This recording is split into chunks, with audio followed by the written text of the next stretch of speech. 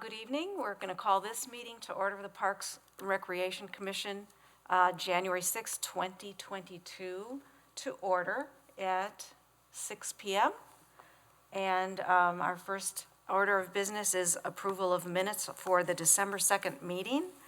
A motion to approve, please. I'll move approval of the minutes. I have some edits, and I especially went through 5C in the December minutes to reorder things because of and I watched the whole thing over again, about an hour and 10 minutes worth of discussion, made notes on it, and reordered this for the way that the motions and the seconds were done. And I sent that to Scott in advance for the draft minutes. Scott sent it out to everyone.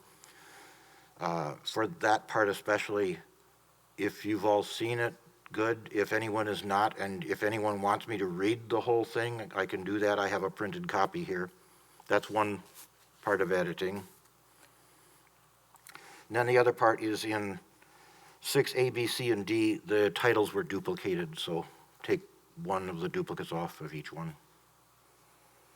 Okay, I should have asked for a second before we... After, yeah. Okay, so are we ready for... Do we have a second on the minutes? Second.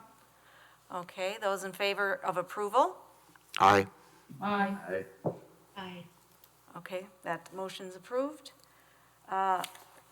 Public appearances for non-agenda items. Nobody here is registered today. So item 4, review and approve our agenda for tonight. Motion to approve. I'll move approval as written in the order it is in now. And a second? Second. Okay, all in favor? Aye. Aye. Okay, that's carried. And now we're to 5A, the North Fishatchery Road Hub Final Design Update, presenting with Wade Thompson and Mike and Rob of the design team. Are we good to go? Yep, go for it. All right, thanks, Park Commission, for having me. Yep, we're going to talk Hub Phase 1 Final Design. So I'm just going to share my screen.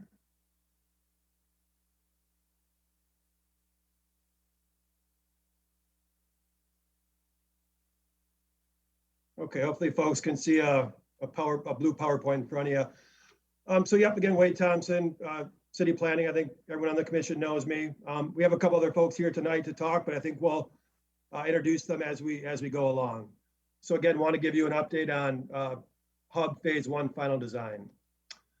So a few things. I want to again talk big picture, kind of remember why we're doing this project. We'll talk our neighborhood initiative, and then we'll talk more about the neighborhood we're working in with the Hub. And then we'll talk in more detail about the Hub planning process. I will talk about some components of what we're calling Phase 1. And then I'll turn it over to Mike and Rob, and they'll talk in more detail about the specific elements of Phase 1 Final Design. So again, just to remember kind of why we're undertaking this project, it really is a huge part of our HNI, our Healthy Neighborhoods Initiative. Again, that's having the city really focus on providing services in 3 of our northern neighborhoods. We have developed a strategic plan for that initiative back in 2019. That plan is premised on what I'll call the 4 Ps of people, programs, places, and partnerships. And tonight we're going to talk more about kind of the places aspect in our North Fishhatch neighborhood. And again, just to give folks, I know we all are Fitchburg residents, but again, it's really important to understand the context of why we're doing this project. So in our North Fishhatchery Road neighborhood, I would call it the gateway to our city, one of the most heavily trafficked corridors in the region, approximately 50,000 cars per day. I would call it, again, Fitchburg's gateway. It is also heavily populated. Approximately 11% of our city's residents are in this neighborhood. And as we all know, there's more on the way. There's new development coming down the pike. And then it also is on Fitchburg's northern border and shares a southern border with the city of Madison as well. So that's kind of an important cross-jurisdictional area as well. And then in terms of residential land uses in the neighborhood, it is 100% multifamily. There's literally no single-family residential in that neighborhood. I would call that those residences, both aging and new. There's some that have been around for 30, 40 years. There's other apartments that have just sprung up in the past couple of years. Then also, very importantly, as it relates to this hub project, there's literally no developed Fitchburg park space in the entirety of this neighborhood. So kind of drilling down to the hub itself, again, folks are very familiar with the project. We're not going to go through all the detail on this slide, but again, we're talking about basically a 3.5 acre site kind of in the heart of the neighborhood. There's various social, economic, environmental goals for this project. But again, just to kind of remind people of why we're doing this project. In terms of engaging for the final design, which we'll talk about in a few minutes, again, it has been grassroots and organic, led by some of our part-time city staff, our neighborhood navigators, as well as we did partner with some nonprofit groups to really get kind of into the heart of the neighborhood and figure out what this hub should look like. Now, it also was informed by what I'll call our work group, and also by multiple design partners. We do have two or three folks here tonight to talk more about both the work group and this idea of a design partner. So I think with that in mind, I will turn it over to a woman you all know very well, Katie, on our Parks Commission. Katie was a member of the work group, and I asked her to just provide a brief overview of kind of the work group and her role on it. So if Katie's ready to roll, I'll turn it over to Katie. Thank you, Wade. So Wade put together a fantastic work group with a very diverse group of people. I was on there as a member of the Parks Commission. We had representatives from the city of Madison, as Wade had mentioned, some of the neighborhood navigators. Our representatives who are here from the design team were on there. It was a good group. We met several times for multiple hours each time to discuss the original planning that was put together for the hub project, go through all of the different elements, and allow for input from neighbors and users as to elements that they wanted to see potentially incorporated that weren't originally discussed, or where we could make some minor tweaks to the original plan just to improve the entire process. And it was a very engaged group. I thought that they provided great information, and the design group did a good job of pulling all of the comments they received back into additions to the plan as we worked through that. Great, thank you, Katie. Then moving into one of what I'll call our design partner, and that may not be the exact right term, but the idea is that there have been folks from various kind of Fitchburg walks of life that have been involved with this project based on their interest in the project. So one of those very important partners has been Saris. I don't know if that's the whole title of the company, but I think folks know who Saris is. A Fitchburg-based company that in the cycling industry, bike parts, bike infrastructure, all those sorts of things. So one piece we'll talk about as we talk about the site plan in a few minutes is this, what I'll call an all-wheels track, kind of a pump track. So Saris for years has been talking about these concepts. They actually have a foundation in which they help get those type of features into the public parks.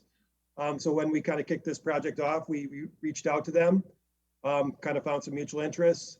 And since then, I've been working fairly closely with Anne from Saris, who's here tonight. And Anne, and I believe Lindsay's here as well. If you don't mind just kind of introducing yourself and just talking a bit about Saris's role in the project and maybe where you see your role going in the next 6 months to a year with this project. You bet. Thank you, Wade. First, I really want to just take a minute to thank Wade and the team and Katie and everyone here for being here tonight, as well as really ultimately kind of bringing to life this entire project. As you all have been told by Wade, Saris used to be known as Saris Cycling Group. We are now just Saris. Has been in Fitchburg, and we're so thrilled that this project is happening in our backyard. Lindsay Sutton is also joining us tonight, and she and I are integral in running the newly formed the Saris Bike Parks for Kids Foundation.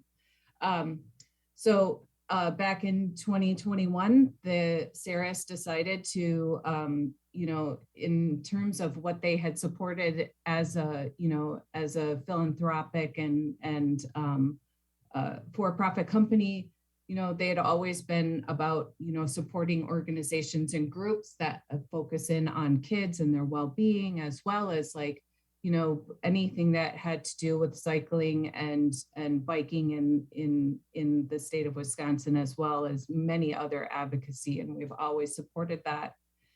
So the formation of the foundation was really just this intentional plan for us to really think about how we can take these two things together. And this project is really just, it couldn't be any more perfect for what we're really trying to do with the foundation. So as I mentioned, our mission is really just to, create these safe and energizing off the road places for kids to be able to ride bikes, and a pump track and a bike course like this one that you're about to see is exactly what we are investing in to build on a large scale all across the world if we can. So it's lovely that we get to start right here in our backyard. We also want to just thank, we also want to just let you guys know we support this effort from Fitchburg, as well as these initiatives to help neighborhoods become more healthy, as well as, Fitchburg kind of moving towards being this really incredibly bike-friendly city. This has been just so easy, and we're so thrilled to be here. So thanks. Great. Thank you both, Ann and Lindsay. So I think kind of the picture I'm trying to paint here is with the Navigator engagement, with all that work we've done, getting out in the neighborhood with our work group, with our design partners. We feel like we really came up with a really well thought through concept and master plan. And then that master plan has led us to today, which is our final design. So just kind of backing up to that concept and master plan, if folks remember, we do have two phases on that. A phase one, which is in the blue there, north side of Traceway Drive. Again, I'll kind of call it enhanced park space, and we'll talk more about what that means. And then phase two is on the south side in the orange there, and that's kind of a more kind of full scale community center that's probably a few years out yet. But again, in terms of phase one, again, I call it enhanced park space. I want to quickly talk about what I feel to be four of the major components in that phase one, and then Rob and Mike will talk in much more detail about them as well. But the first component is what I'll call a community or a park building. And in my opinion, and talking to Scott, we really think it could be a new model for buildings at our community parks. And then similarly, the way we've kind of framed it up, it may allow for a smaller phase two footprint, kind of a smaller facility on that south side. The second really cool piece of the project is this outdoor covered hard court / ice rink. And again, Mike and Rob will talk more about that, but it's literally planned as a year-round facility, not just for rec, but also for various social gathering opportunities. And the third component is kind of a couple of different components put together: playground, yard games, and socializing, or kind of seating, congregating areas. And in my opinion, these areas serve both youth and adults. They serve the whole spectrum of our neighborhood and our community.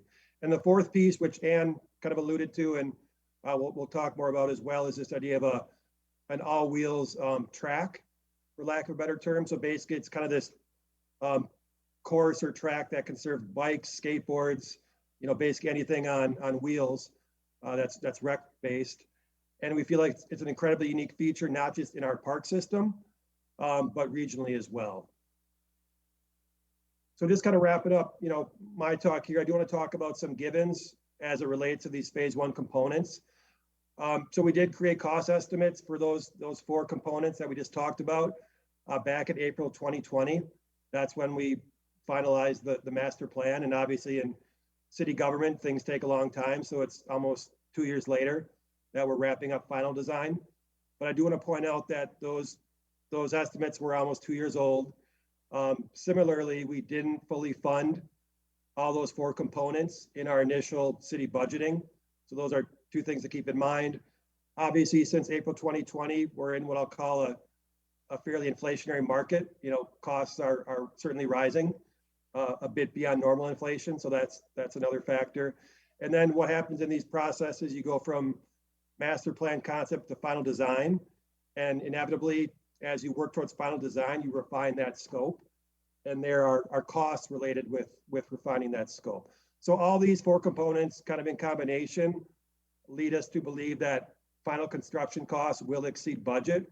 We want to be very frank with the commission at this point in time. To that point, Scott, myself, Mike, and Rob will sit down in the next week and really hammer out these costs. You know, we'll work through them over the next month plus, and then we hope to come back to you in February with very specific detailed construction costs, and then some scenarios to as it relates to funding, budget, and construction costs. So in terms of next steps, again, tonight is really about gathering your feedback on this final design. And then we will continue to work towards completing that final design per feedback. We do have various engagement opportunities yet to come. In February, we'll be going to various city committee meetings. And we are planning on having a public open house sometime in February. We'll see what the COVID landscape looks like, but we do want to definitely get back out to the community at this final stage. And then again, in February, the thought is to come back to this body to discuss, you know, basically, or to get a recommendation from this body on a final design for Hub Phase 1. And that recommendation will then go to council and kind of work its way up the food chain. And we do also want to discuss management and operation, as well as programming. You know, Scott and I have been thinking about that kind of stuff from day one, but as we near final design, we want to make sure we have a management and an operation plan in place as well. And then, you know, after that meeting, March, April, May, you know, we'll put our documents out for construction. We will hopefully get bids submitted to do that construction. The city will select and approve a bid, and then construction will begin, you know, knock on wood, this spring. So with that, before I turn over to Rob and Mike with final design details, does the commission have any questions or comments on anything covered thus far?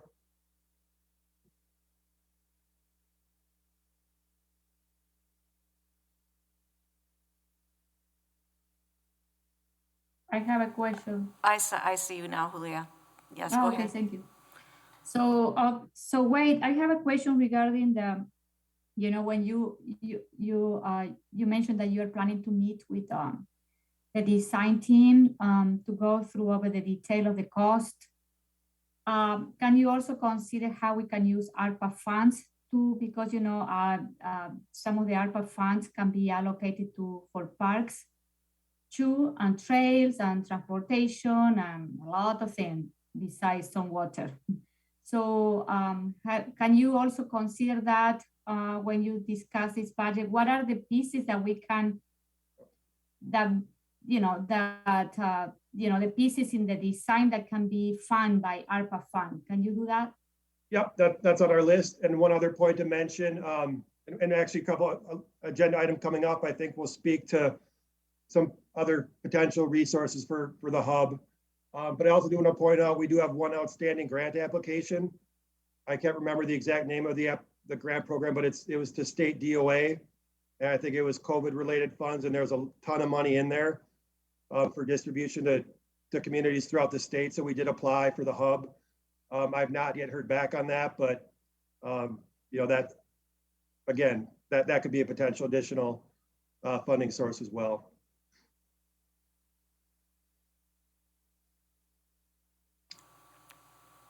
Any other questions? Questions or comments? I'm not seeing any on the board. Okay, so with that, I'm going to turn over to our design team, and I'll just quickly introduce them. I think folks have met them before, but Mike Zalke is our architect with Engberg Anderson, and Rob Stein is our landscape architect with EOR. So with that, I will turn it over to Mike and Rob. Thank you, Wade.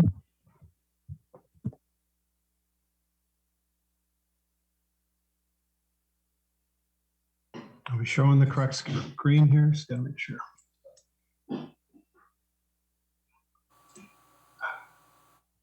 Rob, is the plan showing up on that? Yep, looks good. Okay. Ready to go? Ready to go. Okay. Well, thank you, everyone. Appreciate the opportunity to come and talk about this really exciting project. It's been super rewarding to work on from the beginning. The whole concept before there was even a line drawn on the site is pretty cool. And so getting it this far is something to be proud of. So what I would like to do is talk about the site in general, and then I will hand it off to Mike, and he's going to go into some of the structures in more detail. I don't think you can see my cursor here, so Mike, you're going to have to keep up with me and point to things as I speak to them. So as you can see, the overall concept hasn't changed a ton from the original plan, but some things have gotten flip-flopped. From the original concept, the parking and the covered structure all got kind of turned.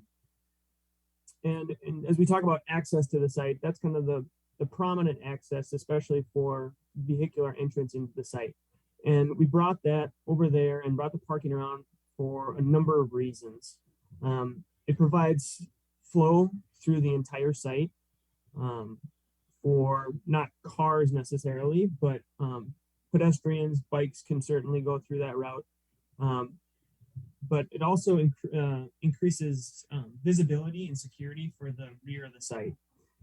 So Mike will go into the details of the buildings, but there's a lot of activity throughout the site, but especially so kind of in the middle of the site.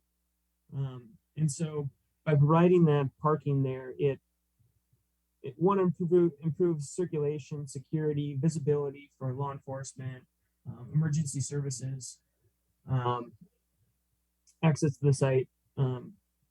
But it also kind of helps to meet the needs of the fire access lane, which was we had a meeting with the fire chief, and as you head up through that site, you can actually continue through with a fire truck to make a full kind of fire access lane through the site. And I think there's a rendering mistake there, but that pavement goes right out to the street. So that's why we kind of flip that around. Also, it brings the building and the excitement, kind of the fun stuff, things that the activity to the street level, which improves security from that side and visibility from that side, and creates kind of an excitement in the corridor that relates to the buildings down the road as well and potential development. If we move over to the southeast entrance, there's another access to the site that is focused more solely to the bicycle portion.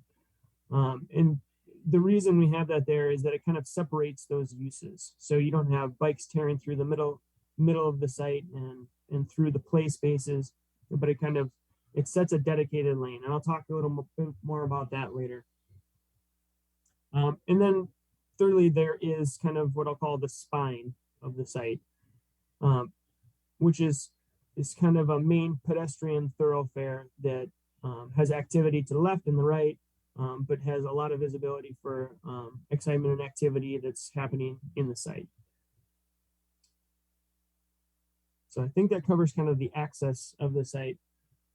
Talking about the various gathering spaces, I'll start with the multi-use covered structure, and Mike will get into it in more detail, and he has some images to show. But this is really kind of a unique thing to the area. It's an open air covered structure that would be used for various court sports. It could be striped for different things, basketball, pickleball, but it's also a community gathering space for markets, art shows, different sort of events, movies, things like that. and you'll get a better understanding a little bit further in the presentation, but that's a real key gathering space on the site. Another one is called the Plaza, where that number 4 is. Now the Plaza kind of wraps around the building, as you see, and it's not just the area by where there's a fire pit in the middle. It kind of wraps around to the north and to the east side, and it really relates to the building and visibility from within the building and the spaces that we've designed inside the building in those uses, so that there's a really dynamic and strong connection between play spaces, that pedestrian spine, that plaza space. There's visibility onto the bike track. So that's a real kind of a center pin and kind of the hub of the spoke of the wheel, kind of, if you want.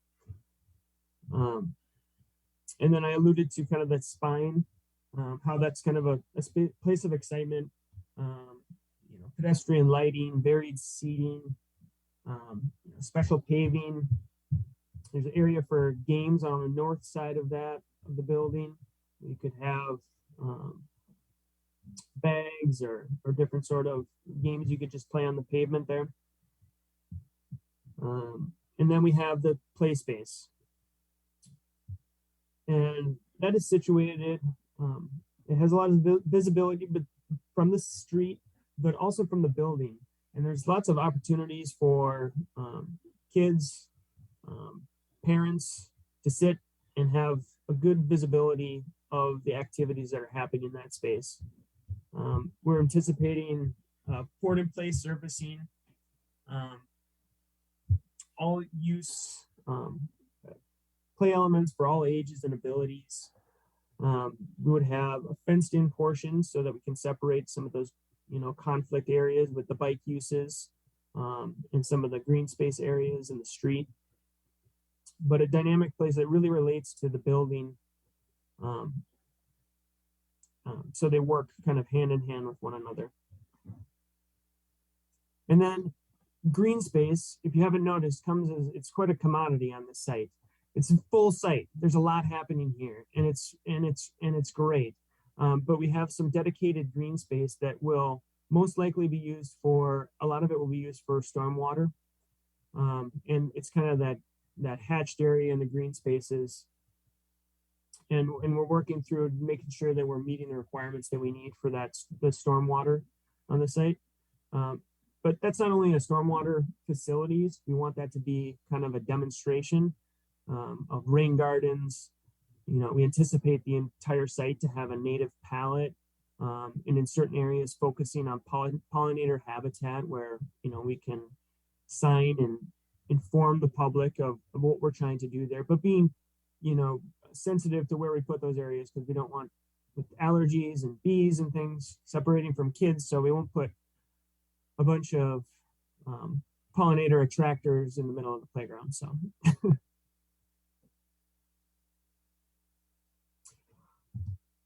going to stop right there for a little bit. I'm going to touch on the front of the building too. We have kind of a front plaza space too in the front of the building. And there's a lot of hardscape in the front of that to create kind of this event space up there, where there was a lot of talk early on about having, event space for vendors that could just pull up right on the street there and serve food or drink from that spot. Through various iterations, that seemed like a good solution. So there's a kind of a hardscape plaza up in front there as well. Does anybody have questions in general about the site before I jump into the bike component?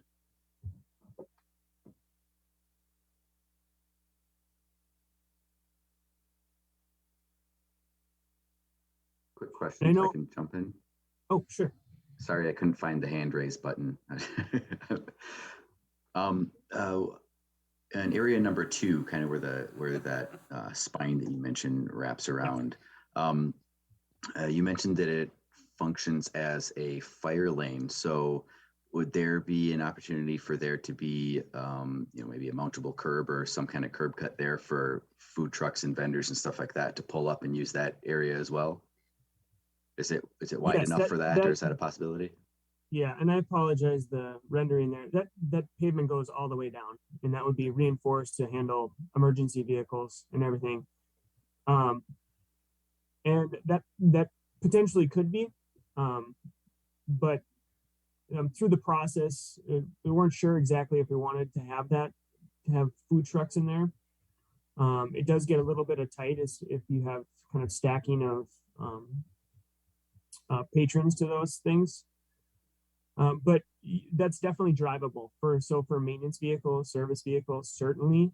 But the capability is certainly there. It's kind of a matter of how you want to program it.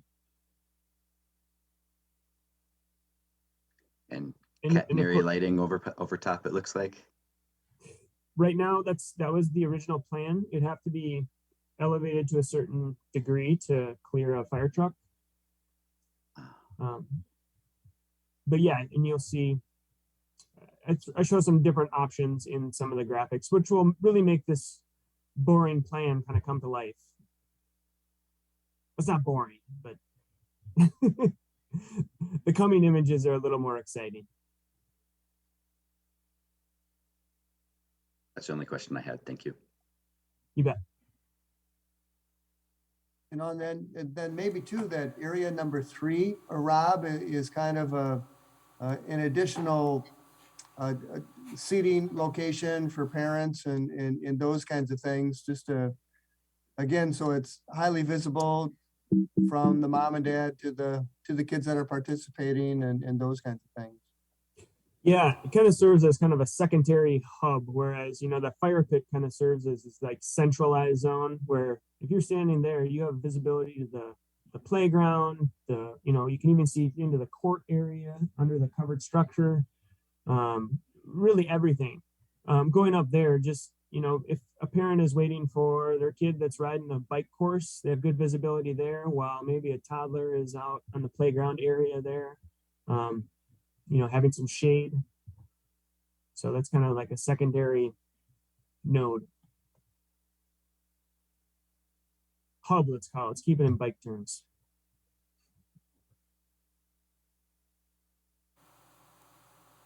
Okay, with that, I will touch on the bike portion, which they're not with us tonight, but we're working with Mike and Tim from IMBA Trail Solutions that put together this concept, and they did a really fantastic job. And it's, you know, this would really bring something completely unique to the region.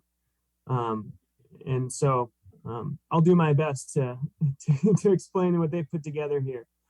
But as I mentioned, kind of the main access to the site would be from that northeast entrance, where you'd have an opportunity to have initial signage for kind of regulations and rules and things. But it brings you into kind of the first element.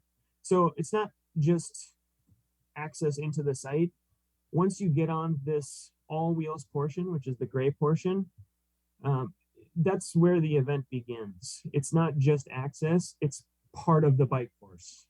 And there'd be room for one-way circulation. So if you're heading in, you're going in on the right, but you can run this whole thing, that just this all wheels portion, which would be an asphalt surfacing, smooth for, you know, anything, rollerblades, scooters, bikes, what have you. And you'd have maybe some rollers and some small events in there. So not only is it access, it's kind of the beginning and the entrance to the bike course.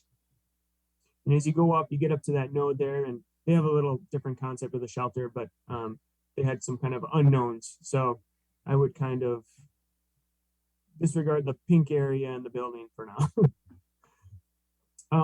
But as you head into the site, if you stay to the right, there's kind of a climbing hill, which if you've been on the site, there's a high point kind of back in that corner, which lends itself to a really cool opportunity that they had. So they want to have, what they did is they designed a bike facility that's going to serve all ages and abilities through different routes and courses and options and trials. And they did that by kind of weaving different difficulty levels and skill levels throughout the course. But up in that high point area, they're proposing kind of an elevated start platform with different drop-in points. So a higher, kind of more higher difficulty level that you would actually kind of, I don't know if you're looking at the video or the screen, but you would kind of drop in. If you think of like, not exactly like a half pipe, but you kind of have this accelerated entrance into the site. And there's two options for that. There's a higher one and a lower one. And you're not beholden to drop in. If you're not at that skill level, you can enter the site from the all wheels portion as well. But then what you have as you go through the site is you have, and I don't need to go into the exact courses, but you have some imagery kind of on the side of this image. You have, you know, different wall features that you can go up on an embankment, small, different like prefabricated rollers where a kid gets used to articulation in the terrain, narrow but low boards that, you know, maybe go to an A-frame that, you know, those are kind of like skill building things, but also elements like, you know, jump areas and, you know, gravity falls and things that can really challenge older bikers. One of the things that was kind of a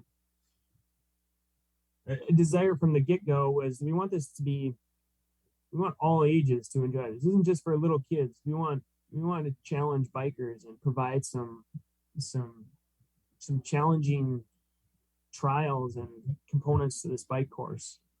So it's really it's a mix of all those sorts of components. It may be just a, oh, I'm sorry. You go ahead.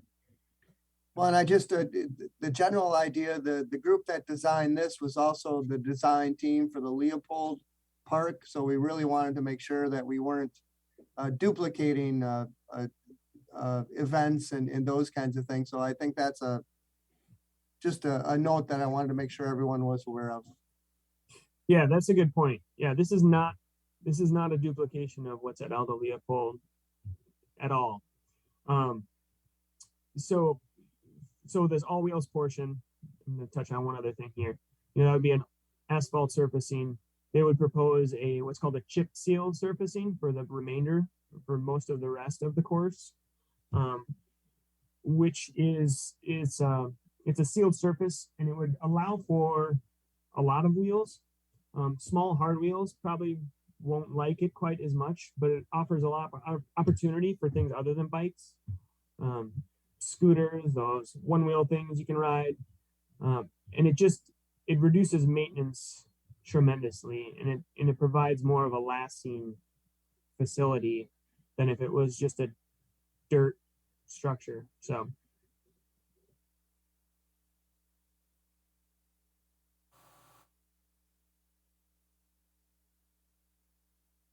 yeah, and there you can see, you get a better idea if you look at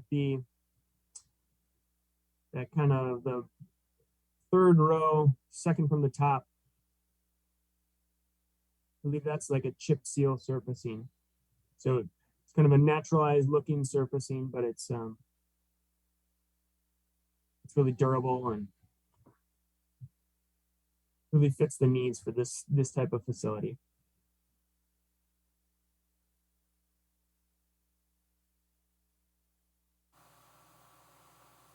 I hope I didn't butcher that too bad for him. You did great, Rob. I'll take it. Thumbs up.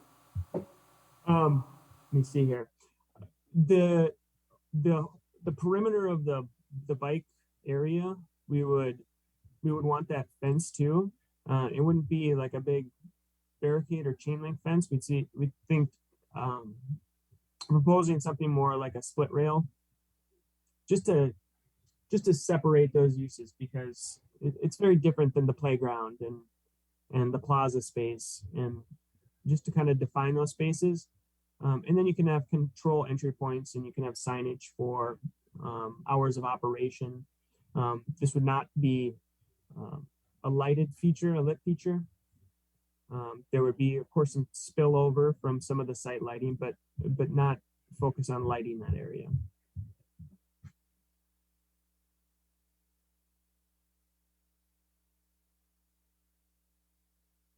think there's a question. Yes, I have a question.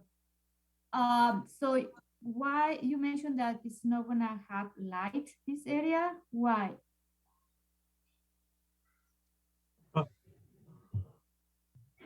Well, with discussions with Scott and Wade, just programming wise, I don't think we wanted to encourage too much night activity there.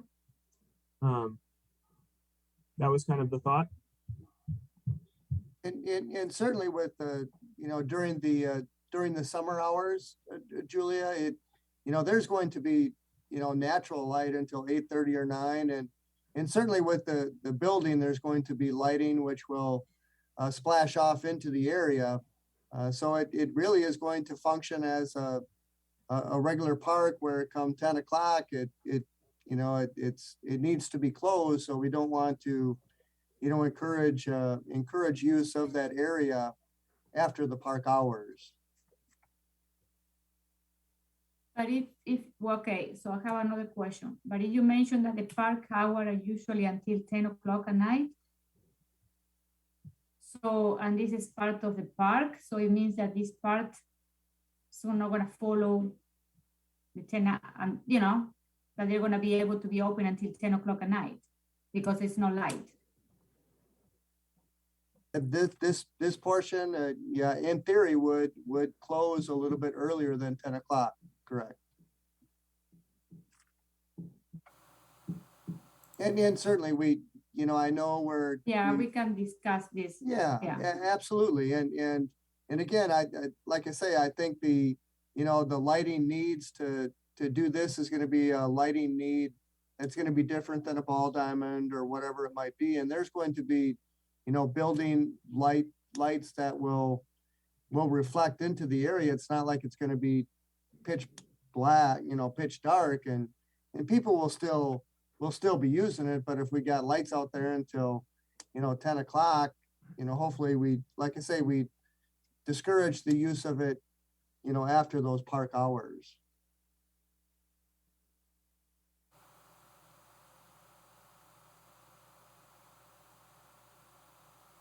Katie, I see Katie there. I have one quick question. How are bicycle users or wheeled, I guess, modes of transportation users supposed to get to this site? I know there's a standard sidewalk on the north side of Traceway right now. And I guess I didn't remember if we were going to provide a bike path on Traceway itself, or if there was any plan to widen the existing sidewalk on the north side into a full 10-foot wide multi-user pathway. We've widened it to an 8-foot path. I guess I meant for the entire length of the block. Right. From, all the way over to Fish Hatchery, since that now has a bike path on the near side. And I can comment on that, Katie. There has been discussions of a bike path, if you would, from Fish Hatchery to the west on the north side.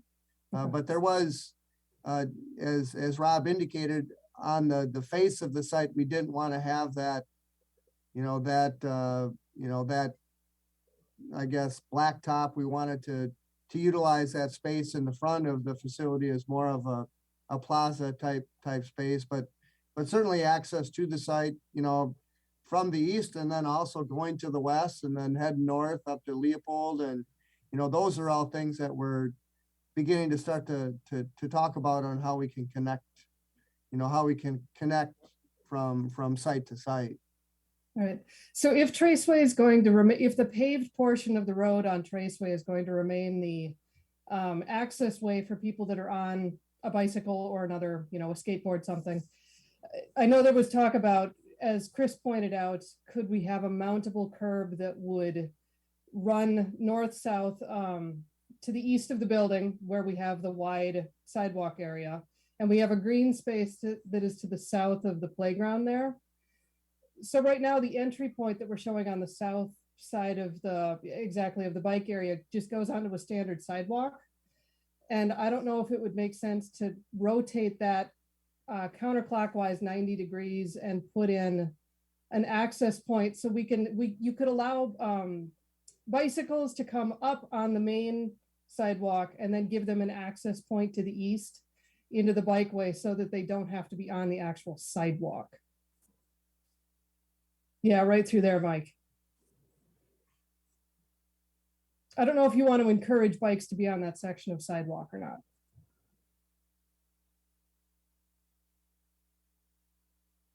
Okay, and there may not be comment or answers to that in this moment. I see Julia also has a comment. Exactly.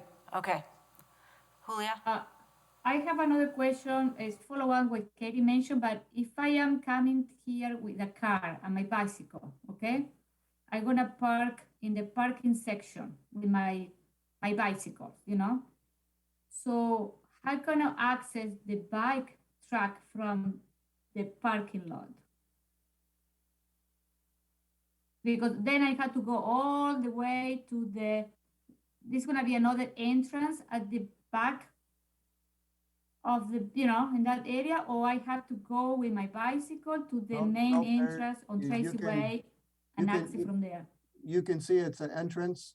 There's an entrance right there. So there would be an entrance from. Oh, okay. And again, the idea of people coming from the west, they're gonna be coming, they're gonna want to get into it. And really, I think the idea was that it's kind of going around the site instead of, as Rob mentioned, people cutting through. You don't want that. You want to provide kind of the access on both the ends, and then it's a kind of an exterior type of facility.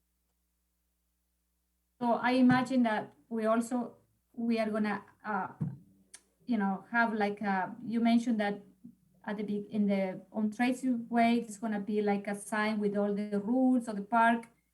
I imagine that we need to put another one in that area too. Yep. Okay. Yeah, makes sense. Those are the controlled access points, so we make sure that everybody sees what the rules are and all of those kinds of things.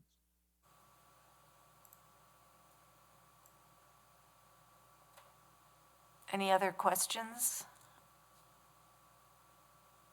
I'm not seeing any hands raised or just from my vantage point. I want to make a comment. Okay. Everything looks great so far. So thank you guys. All right, I love those types of comments. No, thank you for all the comments. That's a good point on the bike access in the southeast, and we'll look at that. We're tight on space, but maybe we can shift things around because that is a good point, Katie. Yeah. So I think you've had enough of me. I think it's time for you to listen to Mike talk for a while. All right. Thanks, Rob. So I'm going to focus on this community building we have here and our covered structure that we have here. And then we'll take a look at some more images when we get there. So not as cool image as the last one you saw, but what we want to kind of show is run through the floor plans of both of those buildings. And as you see the community building here and the covered structure here, this is exactly kind of the distance relationship that they sit on site. So I'm going to start a little bit with the community building. I'll zoom in a little bit more.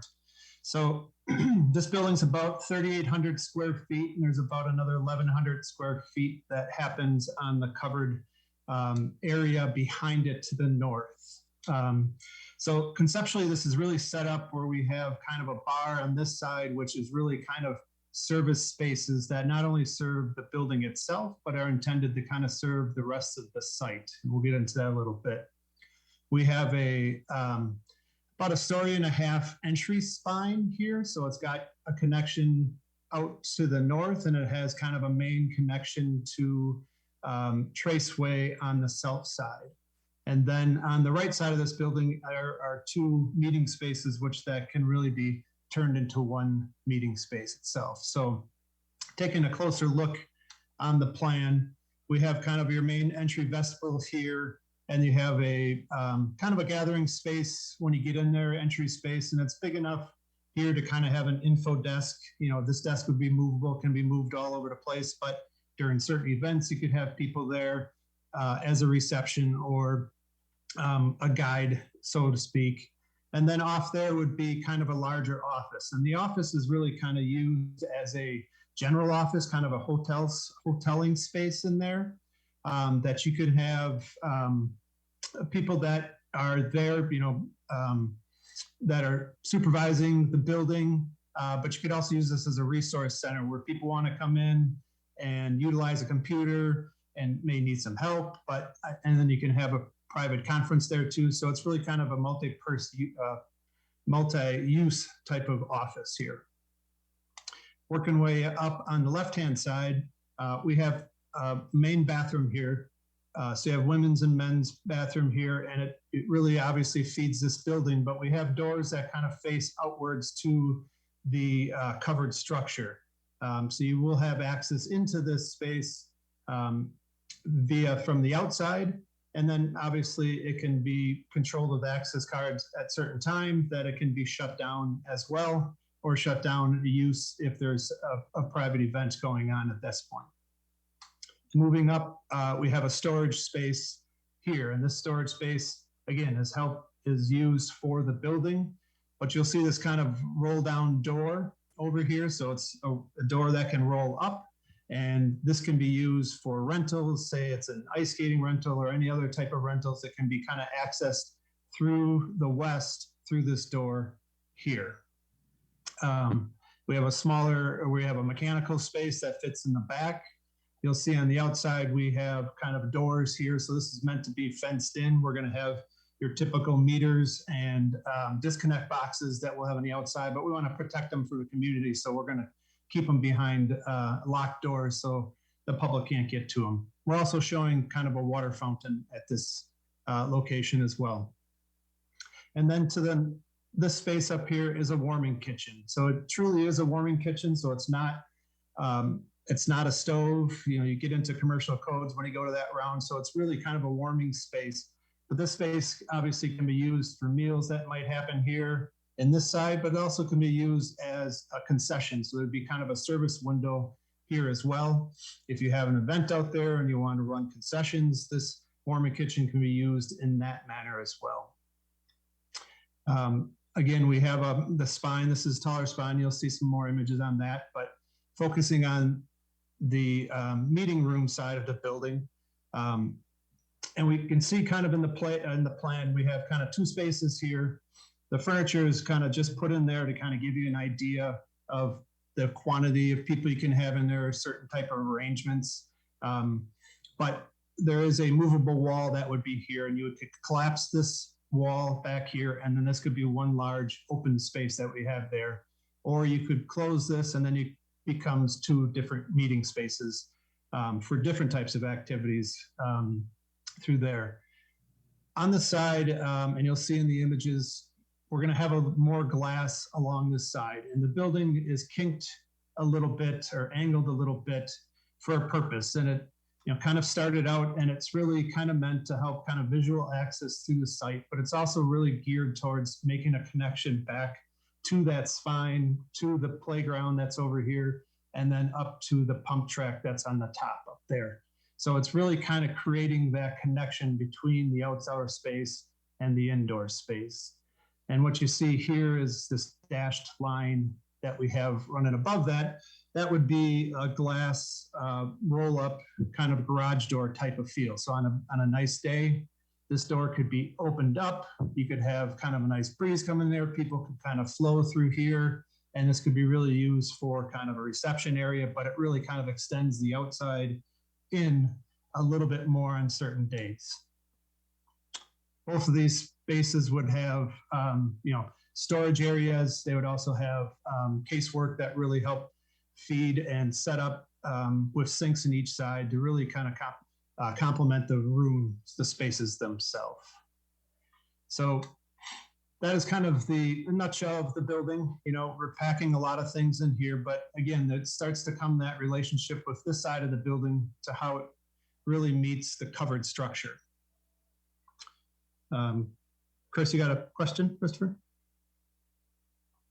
Yeah, before we moved on to plan Sure. view from another one, overall, I just want to say I think the layout and footprint is very well thought out. So cheers on that. But I personally would really like to see gender neutral bathrooms instead of men's and women's bathrooms, or at the very least a gender neutral or family bathroom. I realize from a design standpoint and code standpoint that can provide challenges, but I think it's something that we should really work towards. So that's the one thing that really sticks out to me. Okay, yeah, and I think you hit the nail on the head there, is that it is a code issue, definitely. But I think that there's ways around, but I think looking into a gender neutral bathroom makes some sense. So I appreciate that feedback. Thank you. Any other questions, Wade? Yeah. Just want to quick 2 add-ons, Mike. So meeting room 1, I think staff and consultants have talked about some basic tech in there. Maybe a TV monitor to really house classes, adult education. So I think that's a important piece of meeting room 1. And then meeting room 2, we also talked about the idea of when it isn't reserved, it's still open to the public. So assuming we get staff up there to kind of watch the site, meeting room 2 could almost function as like a lounge area, kind of just a reading room or hanging out, talking, drinking a cup of coffee. So again, I think those are two other important pieces of kind of those meeting room concepts. Katie? I have one very quick question. Regarding the warming kitchen, I would suggest if there's any way to squeeze room in that wall so that you can have a pass through to the interior and not just a door. If it's used in the wintertime, that would prevent people from walking in and out of the door as they try and move things from the kitchen into the meeting rooms. Okay. Great, thank you.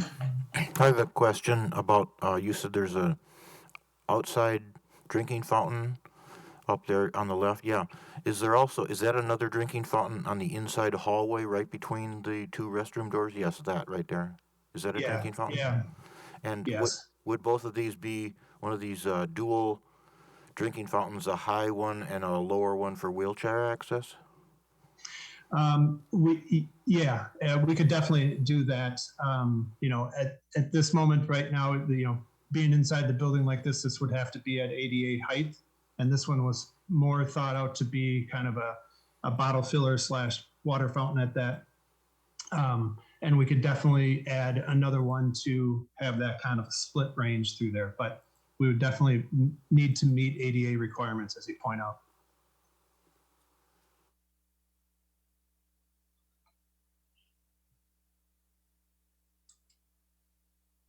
Okay, all good questions. I like it. Yes, please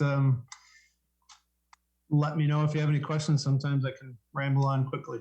So we'll take a look at kind of this covered structure here. So you'll see this in plan here, and it's really sized right now. The gray area would be kind of that concrete surface that we'd have out there. You can see the structure line here and here. And this would have to be, clear span structure with no columns in the inside. So it's really sized up for a hockey rink, a 3-on-3 type ice rink that we have on the outside. And then you can see the basketball court outline that's on the inside.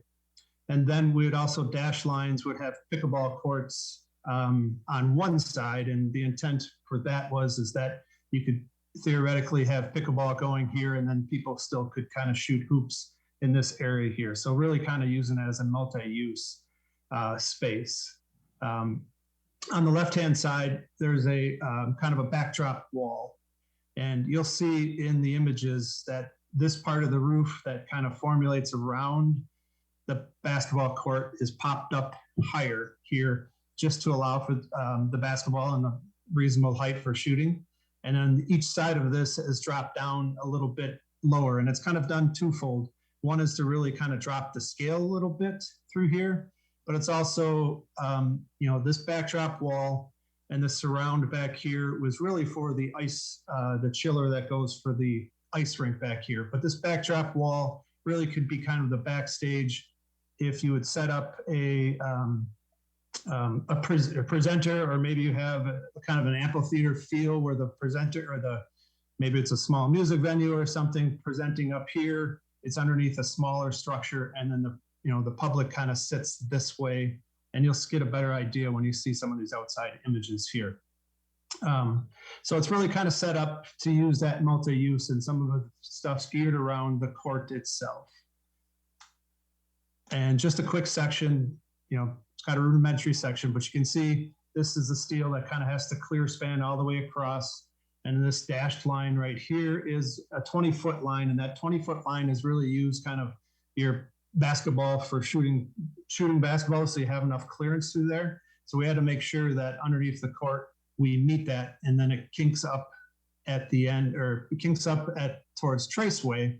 And that's done really just kind of to allow this water, we're going to have water that's coming down here, and we're going to have downspouts that happen on the backside of this. So we're not going to have water shooting off the roof. They'll come down into the leaders, and then we'll get out into the green spaces, the stormwater areas that Rob alluded to before. So that's kind of the general layout of the covered structure. Is there any questions on this? I have a question. Yeah. What is the length and width of that? The length of it is, hold on, let's see here. I got this, we're about 140 feet from the length of this. And this is about 64 feet width-wise. I don't have those dimensions right on me, but that's about where we're at. Okay, and this is an open structure, and you said that, that dashed line there was a 20-foot height, which is pretty high, so this might not work, but is it at all possible, do you think, to have either some like removable wall sections or even a curtain or something for winter so that it's at least some protection from wind, maybe even from snow, depending on how it's going to be used in the winter? Yeah, and I'll show you in a little bit here how that can work. But yes, yeah, so it's much like a tent where you can put on an outside cover and it protects from rain and all that, and that's a great idea. But yes, to answer your question, and you'll see what I mean here shortly, that you will be able, because we have some steel that's a little bit lower for structural purposes that we can put in there that it doesn't make it as high, would be down to a more manageable height to be able to do that. That's a great point. Well, and included in that is, when you begin to start to enclose facilities, then there's different requirements for fire protection and egress and ingress and all of those kinds of things. So we got to keep those factored in that whole discussion. Yeah, and I would see those type of things being on certain directions. If we get northwesterly winds or rain coming that way, it would be a possibility that it's just happening along this side or this bay to kind of cut that out a little bit. But you're correct, Scott, is that being open like this does lend itself, and we do have to think about egress if you have a community event that happens underneath there.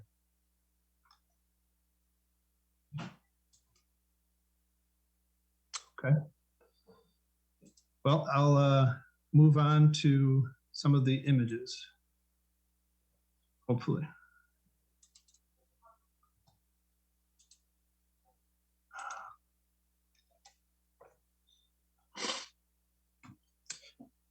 Okay, so this is a view of the covered structure and the building. So this is really looking east along Traceway.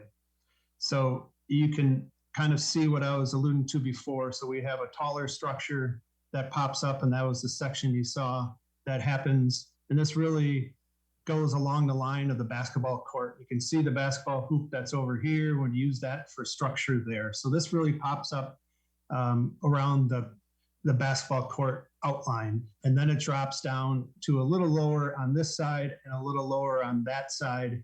So that is a 12-foot distance there. So there's a little bit more manageable for that exact question. And so the structure itself is made out of kind of painted steel, as we see through here. We would have kind of a wood surface underneath this deck that we have up here. And then you can see some skylights that we have that kind of allow a little bit more diffused light come inside there. Along the backside, here's that end wall I was talking about. And then, you know, it's protecting kind of that, this would be an 8-foot high enclosure here for the chiller along that side. So it really becomes kind of on the backside of that head wall. So this roof really pops up and you can see the roof of the community building down on the end here. And then with these lower ones, we really kind of start to bring that down and the scale really starts to drop and tie itself back into that community building. Let's go to one more image on this one. So this is a shot looking back. We were just over here, so we're looking back at this lower area down here. So you can see the basketball hoop. You can see kind of a little bit more of the skylights that pop down or that allow some light through there. And then this back of this wall here, what were thinking design-wise is that would be a fantastic place to kind of do murals on. And maybe, you know, however those murals happen, but it's a piece of artwork. So it's not just a blank wall, but, you know, these murals could change, you know, more talk about it, but these murals can change yearly. Different organizations, different people can be, you know, hired or donated to create those murals, but it's kind of really infusing a little bit of art into this overall kind of project itself. Take another shot. So we're going to take a step down a little bit. You can see how the higher roof here. So the bottom of this roof is about 23, 24 feet here. This is about, you know, and it's about 15 feet to this roof here. So you can really kind of see it step down and start to relate to this community building. The community building materials, you know, we're looking kind of more durable materials. So we have a combination of split face block and brick that wraps around. And then on the taller piece that we have kind of our corridor that runs through there, that would be wood or a fiber cement board and kind of create that soft feel to it. I forgot to allude to the trellis or the brise-soleil that we have along this. That's really putting in there to help cut down that sun on the southerly side.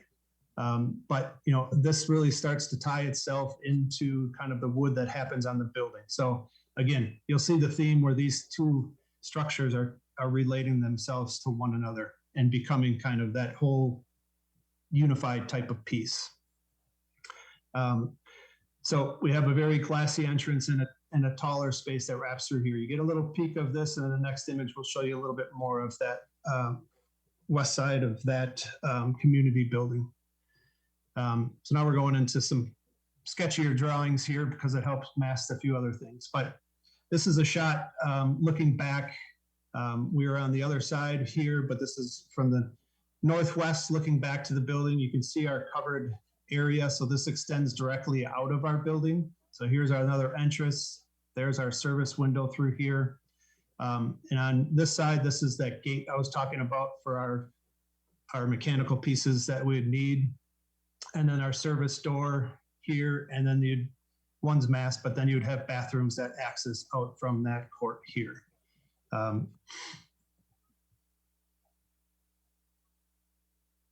Flipping to the other side, we are now kind of on the back side of that spine that we're looking at through here. So this is this fire pit, this gathering spaces, and you can see kind of the activity and the space for that activity that we have through here.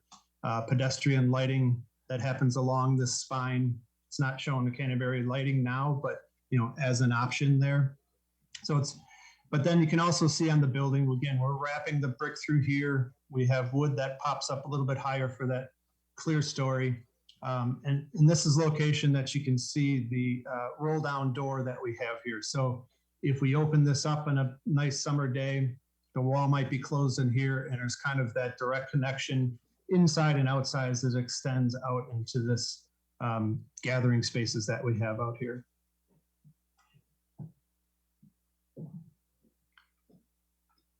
Just another shot kind of going around the east side of the building. Again, you can see this glass and the connection that we come out but you can also kind of start to see a little bit of the playground and that connectivity, creating kind of a stone barrier that's through here. So it allows people to flow through there, but kind of gives it a little bit of defined space.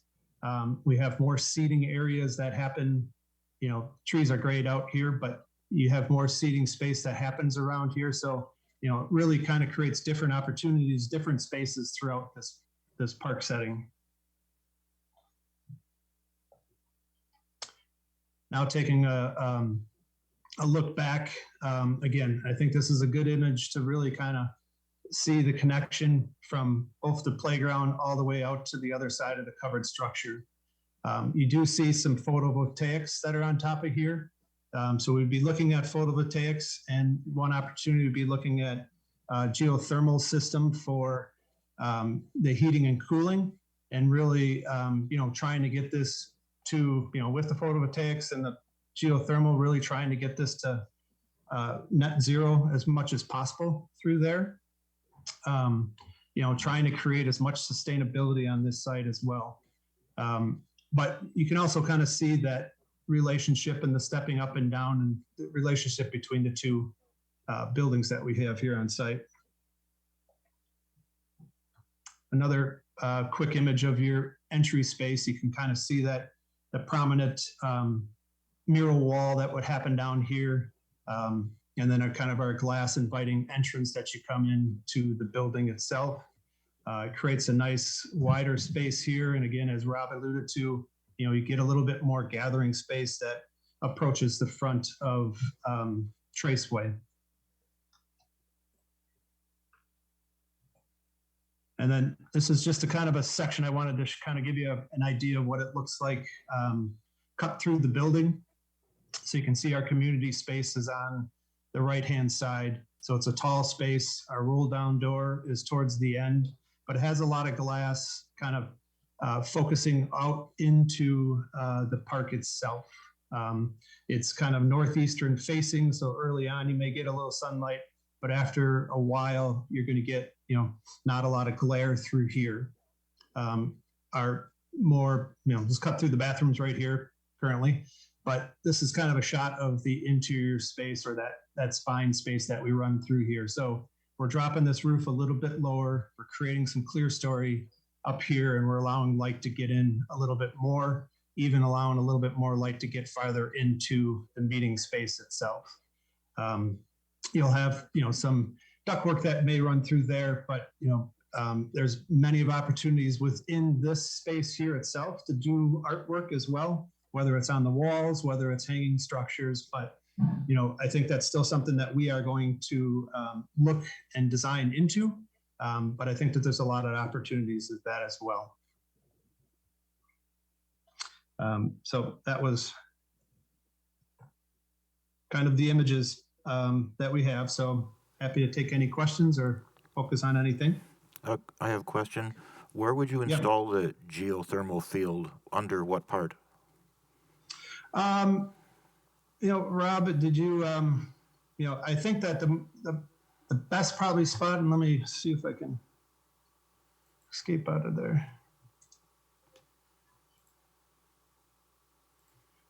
would be to hit up into this area up here. This would be our stormwater. Our mechanical space is right through here. So probably the best spot would be to hit is right through here. We still need to do some soil borings on this site, so we'd find out what's our best location for that. But this is the most obvious one here at this point, but there's a little bit more detail we need to do before that. Okay.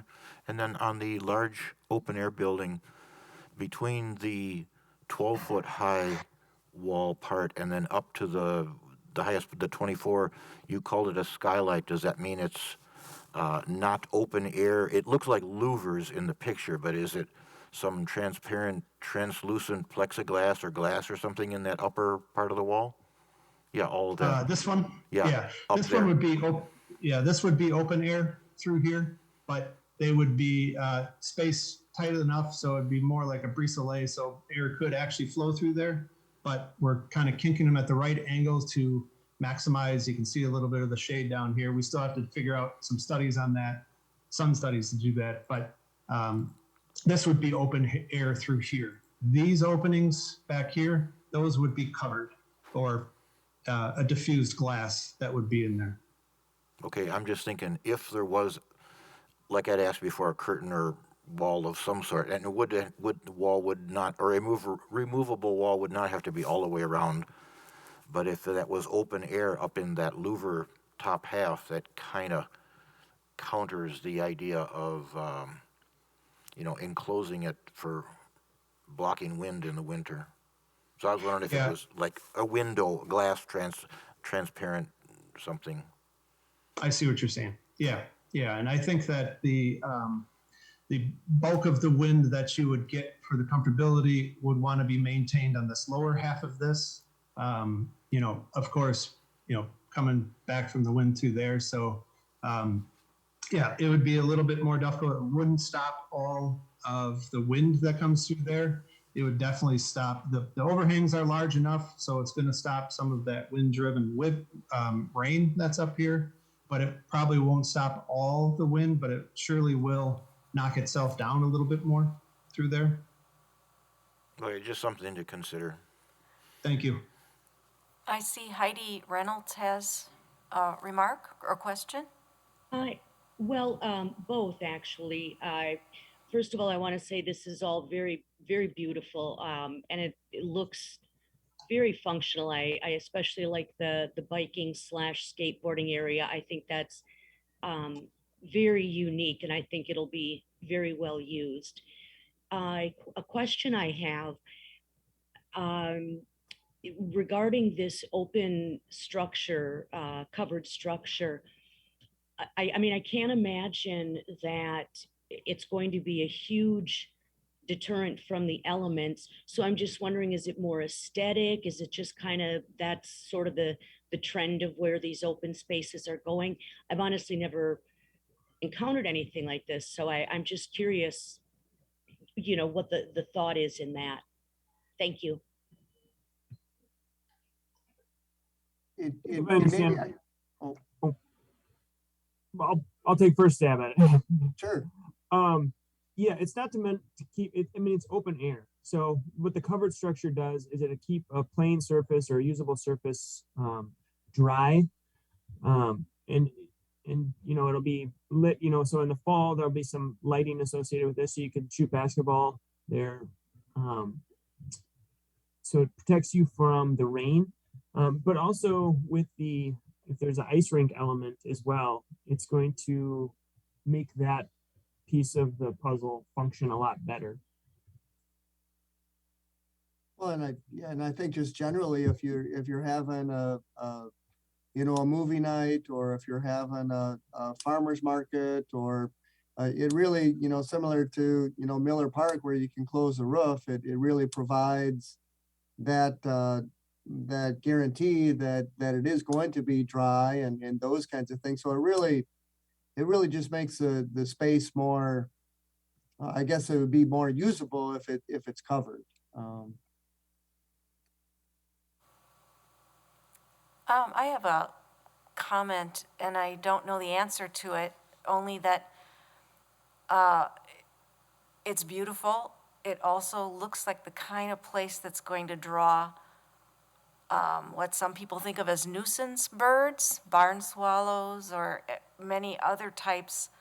I don't personally view them as a nuisance, but if it's the staff trying to deal with it and there's bird droppings coming down all over the place underneath there, I wonder about the materials used for the louvers, if there's any way to find out if there's a type of material that disallows nests going on a specific type of material, or, but then when you get to that whole interior ceiling frame where the steel meets the wood, corners, etc., it just, inside and out, if nobody knows why they choose some locations and not others. You may never see one there, but you might see one and then all of a sudden you've got 100, and they're protected during their nesting season, and then we've got bird droppings everywhere. So maybe in your annals of knowledge how to get around all that.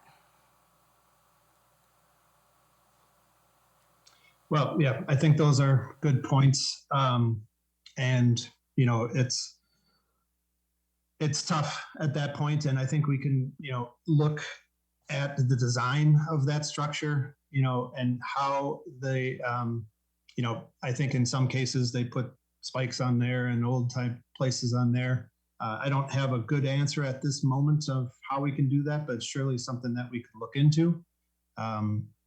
You know, it's a tough thing to control, but I think we can try to figure out design and how to do that, or at least address it in some fashion.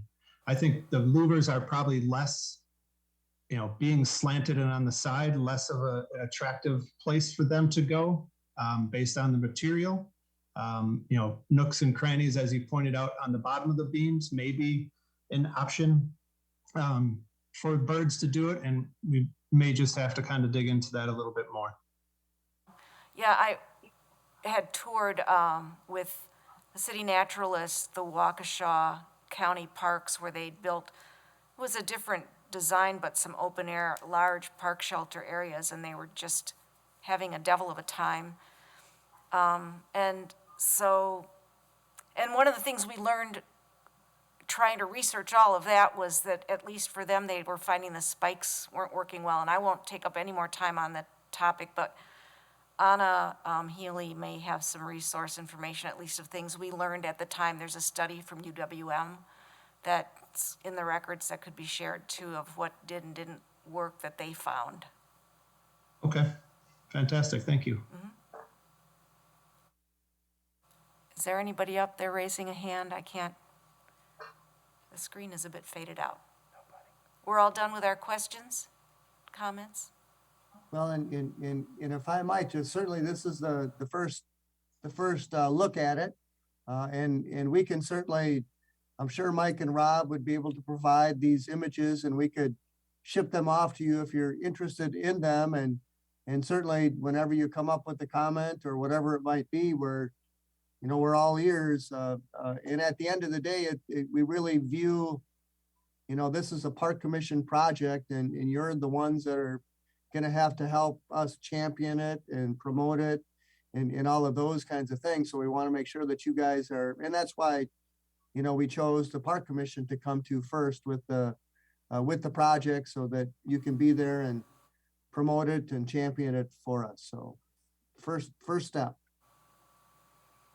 So Scott, you'll just, and or Wade, all of these items or pages that were presented, now you can share them with all the commissioners in a packet form or a PDF? Is that what you were just saying? Mike or Rob, that's doable, guys? Is that right? Absolutely, yeah, we'll take everything you saw can be done. It's done in PDF, and we'll get them off to you. We'll get them off to Wade, and we'll have Wade forward them on. Yep, and just to kind of wrap things up to Scott's point, this is, we're obviously nearing the final design, but this is the first time you've seen it, so I'm sure you might think of things after tonight, and we're happy to take those comments and work on them. And then come February, we will come back with probably maybe a few tweaks, and then some budget numbers, some cost numbers, and some operation scenarios. So thanks again for the opportunity, and we'll see you again in February. Thanks, everybody. Thank you. Thank you.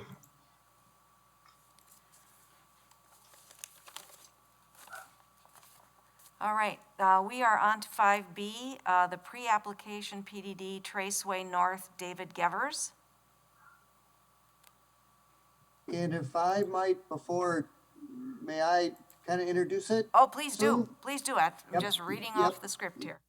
And basically, this is similar to the process that we've been doing recently with all developments. The developer actually works with park staff, and then at some point we come to the park commission for their thoughts and ideas. It's really again the starting point from a parks perspective, and that's really the lens that the park commission, we ask that you kind of review this through the park commission lens, and certainly the presentation of the hub along with this project right to the east is really kind of connect it together and those kinds of things. So I think it's a great lead in to Dave and his presentation of his project, initial presentation to the Park Commission.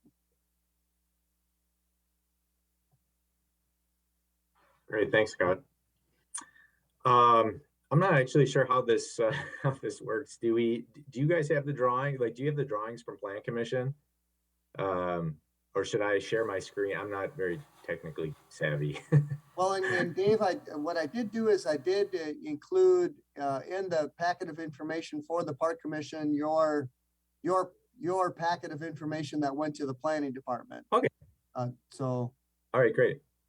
Yeah, thank you. All right, so yeah, so that what you should see there is our it's the pre GIP application. So it's sort of like the pre-zoning presentation of the project that we're proposing there. But just to give you a little bit of background, again, my name is David Gevers. I'm Vice President and Director of Development for EJ Plesko and Associates.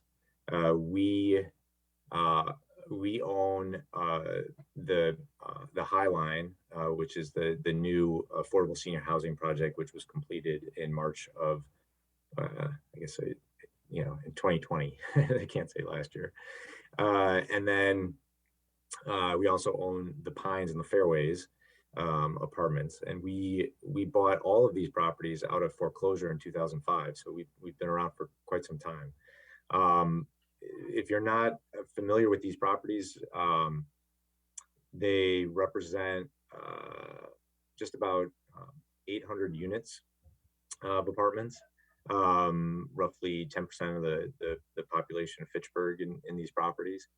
And we've made a lot of investments over the years. When we took over the property in 2005, it was in pretty rough shape. It was about 50% occupied. There were lots of problems. There had been some fires, et cetera.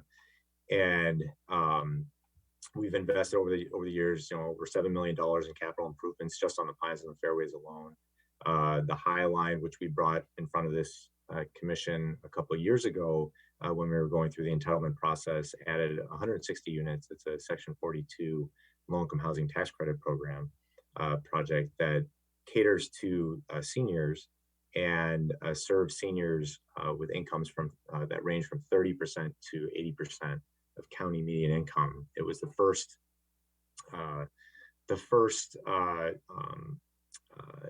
tax credit development in the state of Wisconsin that utilized the state tax credit program in addition to the federal tax credit program. It also took advantage of some housing trust fund dollars as well as city TIF support. So it was quite an effort to get that project to ground and working with the city, and we've had a long relationship with Scott and with Wade in terms of programs that we do at the properties that we own and around the community. We've done when we as part of the High Line development, we actually dedicated the land that is being utilized now for the hub project, and we're strong supporters of that. It was fun to see the presentation tonight and kind of see how that's coming together. We strongly support that project. We think this area needs investment. We've done a lot on the private side. We support a lot of social service groups on our properties. We worked with Chavez Elementary to create an after-school program space at the Pines Apartments, which initially supported about 24 students. All 24 students in that after-school program, they were all residents of the Pines. They all get bussed out to Chavez. All their test scores improved. And there was 24 kids on the wait list. And so we ended up investing about $50,000 and fixed up a much larger classroom space, which came online just about the time that COVID hit. And then that was converted into a pod learning center, a virtual learning center for about 15 kids all through the COVID quarantine last year. And we worked with Nehemiah, I don't know if you know that organization, to support those kids. So yeah, so I've seen in this area, and I've heard from lots of players in this area, the social workers that we deal with, the school administrators, et cetera, that this area needs investment. So I think from that standpoint, the hub is a great move in the right direction, and we're glad to help support that. The project that we're bringing in front of you right now is sort of the next step. It's the next part of continuing investment in this area and improving it. I guess I'll try to share my screen while I'm talking here. Let's see. Oh, here we go. Did that work? I don't know if anybody. Yeah, I see a nod. Never actually done that before. All right, so what you can see here is, can you guys see my cursor? If I move it, okay. All right, so this right here is the hub. So that's 160 senior apartments. We just achieved what they call in the affordable world 100% qualification, which means we've rented every single unit one time, which is a big deal in the Section 42 world. And so that's pretty exciting, and it's a great community. I encourage you to come and see it. I'm happy to give tours. We've got great amenities there for our residents, and it's just got a great vibe to it. It's mixed income community. It's very diverse, and it just has a great feel to it. As part of that project, we dedicated this area right here, which is a little bit hard to see on this particular plan, but that area, as well as the phase 1 of the hub, so both phase 1 and a portion of phase 2 of hub was dedicated as part of the Parkland dedication requirements associated with the High Line. In addition to that, we utilized in this area here, which is currently vacant, there's about 5 acres right here, which is vacant. We had a number of buildings which we tore down in 2007.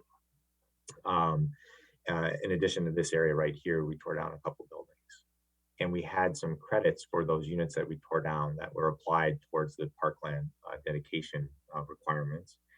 And then the difference was the amount of land here that you see. And that was a good way to kind of get that project going. With our new project here, which you can see, it's about 180 units, and it's a market rate project. And I'll pull up another image here if I can do that. Sorry. Okay.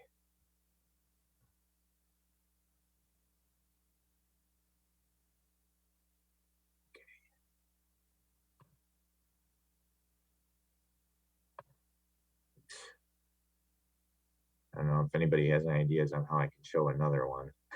I'll close out that site plan as it's on. I apologize. Okay. Right. This is all you're all enjoying the evening watching me do this. Sorry. Okay. All right. So here you can get this is an image of the actual proposed project. So this would be a market rate apartment project, which in this area we think is a really good step. So to introduce some market rate renters on the west side of Fish Hatchery is really sort of the next step for this neighborhood. The Pines and the Fairways are great. We love those properties. The families are thriving there. It's quality, essentially unsubsidized affordable housing. So what they call in the industry naturally occurring affordable housing. And it's a great value. When those buildings were built, they were large, oversized, top of the market, market rate apartments, and now they're great apartments, for families. Here we're now introducing, similar to kind of what you see at Terrace Point on the east side of Fish Hatchery, on the west side here. We intentionally introduced some townhomes into this project because, one, we see demand for townhomes, particularly at the Pines. But also townhomes have the ability to create more of a street edge there that invites walkability and more connectivity, more eyes on the street. The tenancy that you have in townhomes tends to be more longer term tenants who are a little bit more stable. And so we think that's a good approach for this project. So you can see we're sort of lining the street edge. This is looking westward on Traceway with some brownstone units there. Those are 2-story townhomes. And then above, you can see we have more of a warehouse style for the 3rd and 4th floor. And then those wrap around a center plaza, which is raised up. The entire parking area is enclosed. And then, I don't know what oh, can you see this now? Okay, I should open up that other project again, hang on. So now, okay, now I know what to do. All right, so then we actually wrap the building here with townhomes, and that was intentional because we thought it would be really pretty neat to have some townhomes facing the new park. And that could be a very, very interesting and nice way, again, to create more connectivity and walkability in this area, but also, again, more eyes on the street and more activity. This is another, yep, that's the initial view. And then this is another view, again, looking towards the west. And then we're still working, we're in design development in terms of what that entrance is going to feel like. It's going to have more of that kind of traditional warehouse storefront, kind of old style storefront feel to it. If I go back to the site plan, you can see we're providing a pretty large rooftop plaza area. That's, again, just for our residents, but that's sort of an internal amenity space similar to what Terrace Point has. And then you can see we have some additional green space towards the rear of the property.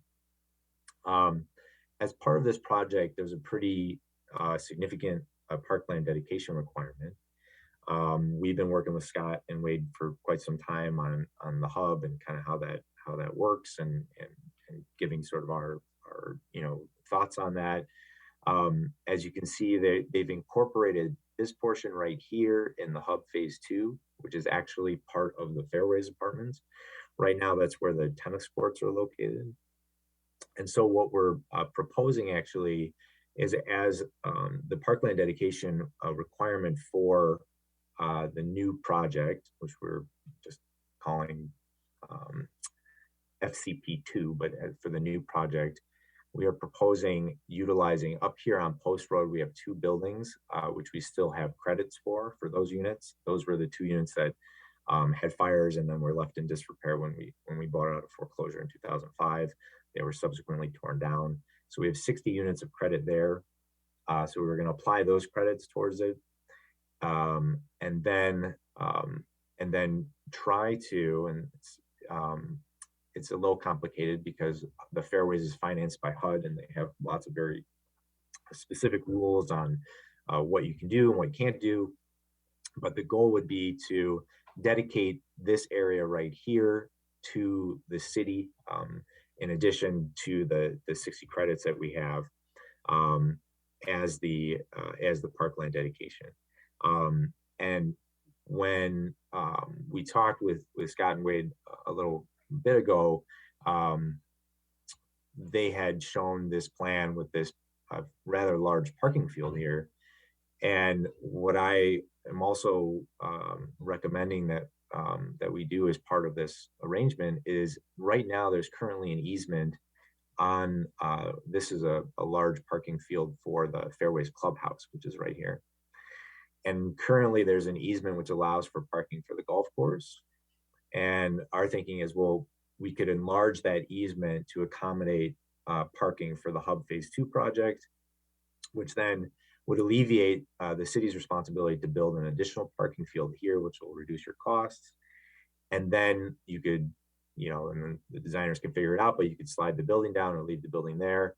And then you'd have additional green space, which I know our seniors at the Highline would greatly appreciate in terms of, having access, immediately adjacent to their space. And so the idea is you'd move the Hub Phase 2 community building, with whatever its final iteration is, over closer to the parking, and then you would be able to retain pretty sizable green space there. So we recognize that this isn't, this doesn't meet the stated requirements under the Parkland dedication. But our view is that land here is more valuable. It's in short supply. It's going to get higher utility. The ordinance as it's written right now is really, it's kind of geared. I think we'd have to dedicate something like 8 acres of land to meet the Parkland dedication requirement. And with an infill urban location, you can't do that. But that doesn't mean that you can't get really great utility and really have an impact for the residents, frankly, that need it. And so that's what we're proposing, and that's what we brought to Plan Commission 2 weeks ago. I think I covered everything. I don't know, Scott and Wade, am I missing anything? No, I think that's a great project, and certainly I would like to echo your comments with the partnership that we've been developing over the last, and actually even prior to this, when we tried to do a skating rink and all of those kinds of things at the golf course. You guys were really helpful in trying to help us do that. So I think at the end of the day, really it's the thoughts of the Park Commission on how they feel about, the parkland that you're proposing to dedicate. I know, and I don't want to speak for Wade, but certainly, as our conversations have gone from, phase 1 on the north side and phase 2 on the south side for the hub project, this parcel of property is really, is really appealing to the project and the idea and those kinds of things. And what I did do, I know if I could refer the Park Commission within their packet, and Dave, you alluded to it a bit. I've got comments in there from the park perspective in regards to dedication requirements. And you're right, Dave, that if you would transpose it's page 39 of the packet for the commissioners, you can see on there that it was originally 183 units. But if these 60 units are received, it's 123 units. And like you indicated, it is an 8.19 acre requirement for the Parkland dedication. And then if we would use a fee in lieu of that dedication, it would be $532,590. So as I'm hearing from Dave, a combination of this parkland and what's the value of this parkland. And I will indicate too that with the development, we would receive $19,680 in park improvement fees. So that's also factored in. So at the end of the day, I guess I'm interested in how the Park Commission, and maybe Wade, you can weigh in a little bit too about the importance of this parcel to the, to Hub Phase 1 and Hub Phase 2, and then get some thoughts from the Park Commission on how they view the Parkland dedication. And at the end of the day, the Park Commission will provide a recommendation, and then the council at that point will take it from there. So. Yeah, and just quickly, I think Scott and David both summed it up. I mean, I think there's definite value to, that land on the south side of Traceway Drive. It may not meet, specific requirements, but there is value to that land for the hub project. I guess I'll probably just leave it there. Certainly can answer any questions or take any comments the commission might have.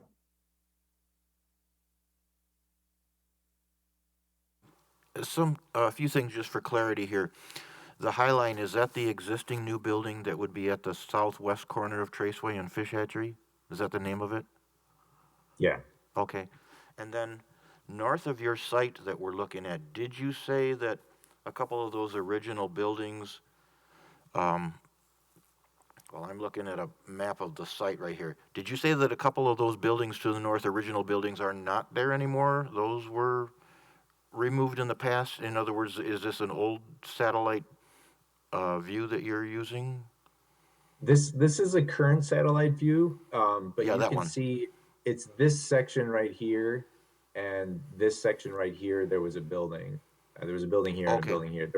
And then there were another 5 buildings in this section here, Right. and another 2 buildings down here. So, surrounding your new building proposal, that's accurate for the existing buildings, the original buildings. It's accurate, right? Yes, except for the overlay of the hub, correct. Okay. And you said that the townhomes that wrap around on the Traceway side and then on the west side, those are 2-story. It's a 4-story building, and so the upper 2 floors are apartments? Yeah, they're all apartments. It's just that those the lower level there are townhomes, so they're 2-story Right. units. 2-story 2 and 3. townhomes, and then the 3rd and 4th floor, then those are apartments. I presume 1-story apartments. Yeah, right. Okay. Yep. You called it a warehouse view. That's the outer appearance, architectural style of the 3rd and 4th floors? Yeah, I mean that's just a generic term that I use. Other people might call it, contemporary or uh, you know, um, urban loft, or there's probably a lot of different terms you could use. But yeah, that's the one I use. Okay. Yeah.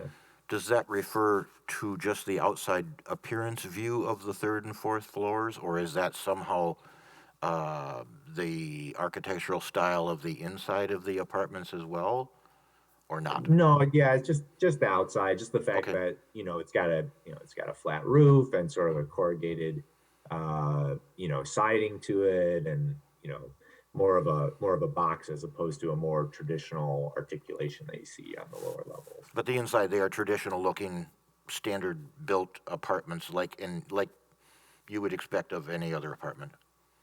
Yeah, they'll be very similar in terms of finishes to what the High Line is right now. So if you've taken a tour over there, it'd be very similar. All right, thanks. I see that Julia has a question, and then I can follow with one of my own after Julia. Yeah, so thank you, David, for the presentation. I think this is great for the area. I am very supportive of this project for several reasons. First, it's an infill. Second, you're bringing more fair market value apartment to balance that area. We need more, new apartments, and I think the concept of townhomes and the apartments is a different look. So I like that. One of my question is, I watched the Plan Commission meeting, and there were some discussion about the units available, the credit units available. So I want to ask Wade, because Wade is in the planning department. So there are the 60 credit available for this project.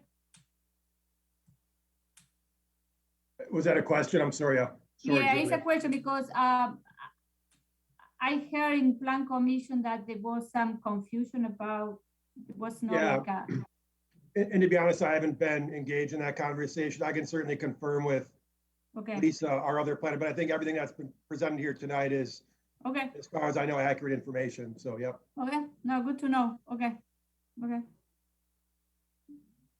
The questions I have is the amount of land that's being proposed here, actual land, is what in terms of acre or acreage? It's about 3/4 of an acre. Okay. And then the 60 units of credit, that is due because you removed derelict buildings? Is that how that comes to pass? Yeah, I think the way it was interpreted, at least when we did the High Line, right, was that you have so much built, and then if you take units sort of offline, you still have a credit for those units that existed. So it's not like you're creating new units that then would be subject to the requirement. So in this project, we would, I guess in a way, borrow the 60 credits that are on the Fairways property to the north, knowing that, that those don't exist anymore to be used up there. They're being used here, just like, and I can't remember what the exact number was, but it was like 130 or something that we used here down for the High Line. Those don't exist anymore for this project. It's the same logic. All right. Any questions or remarks that others would like to add? I mean, okay, go ahead, Julia. Yeah, so David, I want to be sure that I like the idea of the, that you are proposing to swap some of the, the parking fuel dedication for this piece of land. So my question is, that one is going to be, when the proposal is moving forward, it's going to be part of the agreement, it's going to be in writing, how it works that? Yeah, it becomes part of the, in essence, the development agreement with the city. And it's a recorded document. I know the one for the High Line is a recorded document.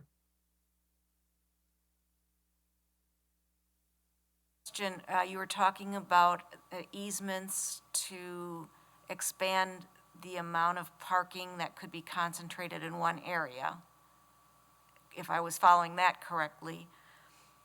Does that result then in being able to have less impervious surface than what would have otherwise been required if that doesn't occur? Yeah, correct. So right now there's an existing easement. So like when this whole thing was built, they knew this was all going to be in private ownership, but they needed access to the golf course because the city was going to keep the golf course. And they must have oversized this parking lot at that time, thinking, people are going to come and park to go golfing. And there's an easement on record here for parking and access to the golf course. And so what we're proposing as part of this, and again, we kind of have to take all this to HUD and get them to bless it, including, cutting off the tennis courts, which right now in their mind as the lender, they view as like an amenity for the fairways. So it's not, they're very difficult to deal with and get answers. It takes, quite some effort. Just as an example, we were approached by the police department that they were having some visibility issues into one of our internal parking lots, like over here, and I guess there was some congregating and some issues over there that they just couldn't see from the street. And they came to us and said, "Here, can you do something? Can you get rid of a portion of that parking lot?" And we said, "Yeah, we could try." And we had to go to HUD to get basically like an approval to remove some parking lot because we were making a change to the site plan. And I think that took like about, I don't know, 3 months or 6 months or something like that, just to get that approved. And it wasn't, there's plenty of parking back there, so it wasn't like a parking issue. So it's just a very difficult thing. And I'm imagining with something like this, is they're probably going to require us to pay legal fees and get an appraisal and potentially have to pay down the loan because now you even though those tennis courts are obsolete and people don't really use them, it's they still view it as it's an amenity to the property. And so we don't know exactly what their response is going to be to that. But yeah, that would be the approach, is to go to them with that. And at the same time, we would go to them and say, okay, well, we're also going to expand the existing easement here, which not only allows for parking for the golf course, but also would allow for parking for the community center. which again is greatly needed in this area. And I know our seniors at the Highland would definitely get a lot of utility out of that. In addition to the fact that I've heard a lot of times over the years about needing additional capacity for students and kids in this area for activities, etc. And so yeah, so that's how we would approach it. Any other comments, questions? I have a question. Julia, yeah, can I ask a question? Yes, But the please. easement issue is more between the developer and the city, isn't it? Yes and no. It is in terms of like us agreeing that, yeah, we're going to do this, but we have to get HUD's approval because it's an encumbrance on the property. So it just kind of is going to have to go into that broader discussion that we have with them. Okay. You know, and really at the end of the day, as Dave alluded to, he's going to have to go through some steps to see if even if it's possible to, free and clear dedicate the property to the south as part of the Parkland dedication.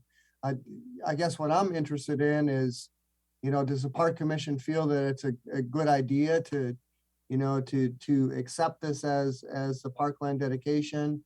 And certainly, as David alluded to, there's, the technical rules and Parkland dedication fees and improvements and those kinds of things, which, at some point can be somehow justified or objectively, the value of the land is this much, and maybe objectively that can be considered as part of the fee in lieu of Parkland dedication along with some parkland. So I guess at the end of the day, I'm interested in how the Park Commission feels about the land itself, and then maybe any other comments that they may have in regards to, how that fee in lieu of dedication or that might be handled. Heidi has her hand up. Just a comment, basically in response to Scott's question. Personally, I think this is a wonderful idea. I think that anytime you can provide more affordable, nice housing to area residents, I just think that's going to add value, and especially into, I mean, the layout that they've got there with all of the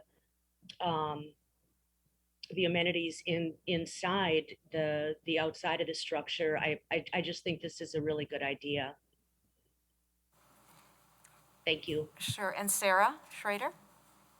Yeah, I just wanted to say that I do like the idea of this project, but I know in the past we have discussed where it just can be a slippery slope if we start making exceptions to the Parkland dedication, and that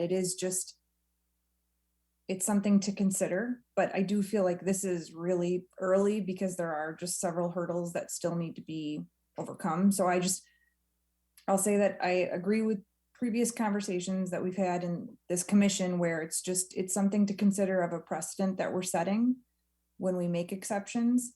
But I do find value in this project. I just don't know if it's even, I realize that there are quite a few steps that still need to be taken as well. So do you, if I might, sir, do you feel that the property, the parkland to the south would be a good parcel to accept as part of Parkland dedication? I will say that agreeing with David that I have heard concerns about the amount of parking. So I do think that there is a need. And so I do think that there would be value in that land from a Parkland dedication standpoint. But I guess in all sincerity, I just feel like there's so many unknowns where I just feel a little uncomfortable saying that yes or no at this point, just because of previous conversations that we've had about setting a precedence and the danger that could potentially provide for future developments.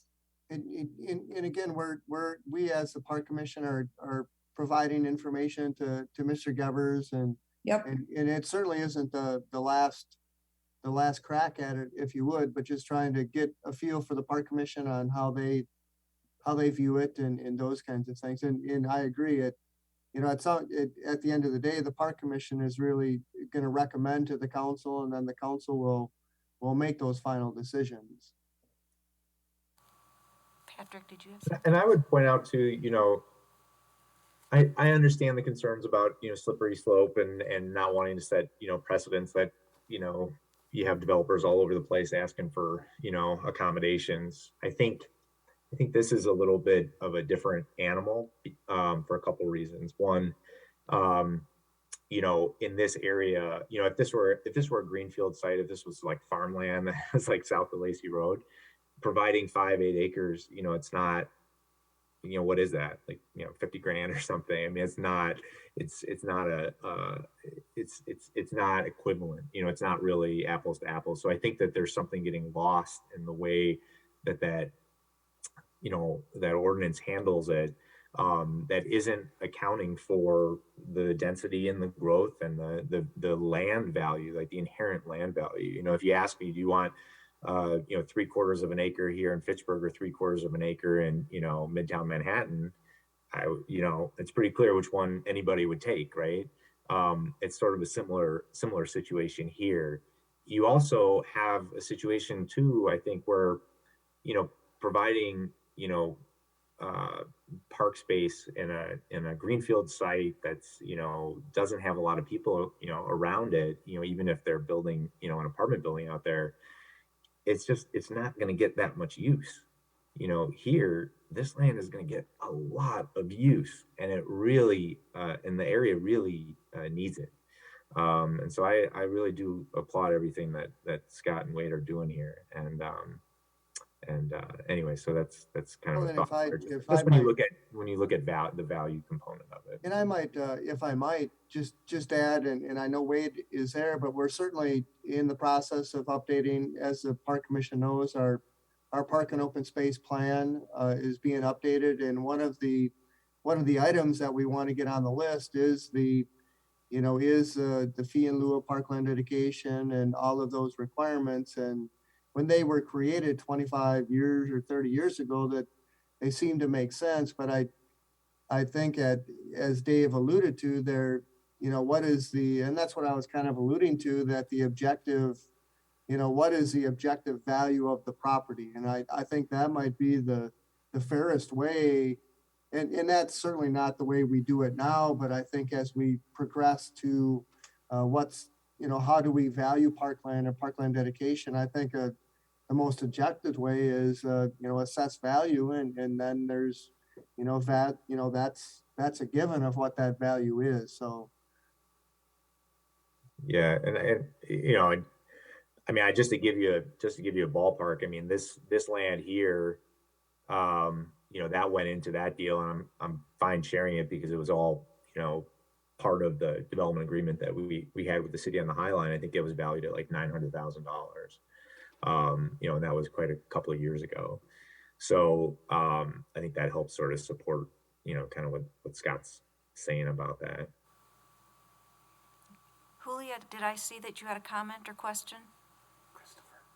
Christopher? Yeah, so maybe the question is like, when we are doing the swap, you know, because we I see maybe for Sarah also to understand where she's coming from, you know, according to the document on page 39, we need to have around, the fee in lieu of park dedication should be around what, $530,000 minus the 60 unit. Yep. That we need to subtract, you know what I mean? It would be, well, if there would be no land dedication, it would be 532,590, which would be about 8 acres worth of dedication. But with the dedication, the land, there could be a combination of land along with fee in lieu of land. So the question is, if we're doing the 60 credit plus that piece of land, how close we are going to be to to the number. Right. So and again, if you go from 8 acres to 7 acres, it's You know, you take about 65 or, you know, you take money off of that fee in lieu of parkland dedication as the ordinance is currently written.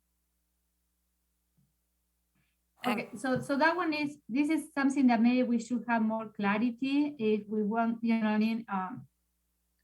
And again, Those numbers, okay? right, and again, I think that is certainly conversations that it's good that we're having them now, but they're conversations that we're gonna have to have at the end of the day. And again, Dave may, you know, go to HUD and HUD might say, you know what, this isn't gonna work, but I just like the idea that, like with the other developments, that they're coming to the Park Commission. So Park Commission knows what's kind of going on and thoughts and ideas and certainly can think about it. And then Dave and staff will continue to work on it. And then we'll, you know, come with a recommendation or a thought to the Park Commission, and then they can, you know, they can act on it as they see, you know, see fit. Yes, oh, sorry, go ahead.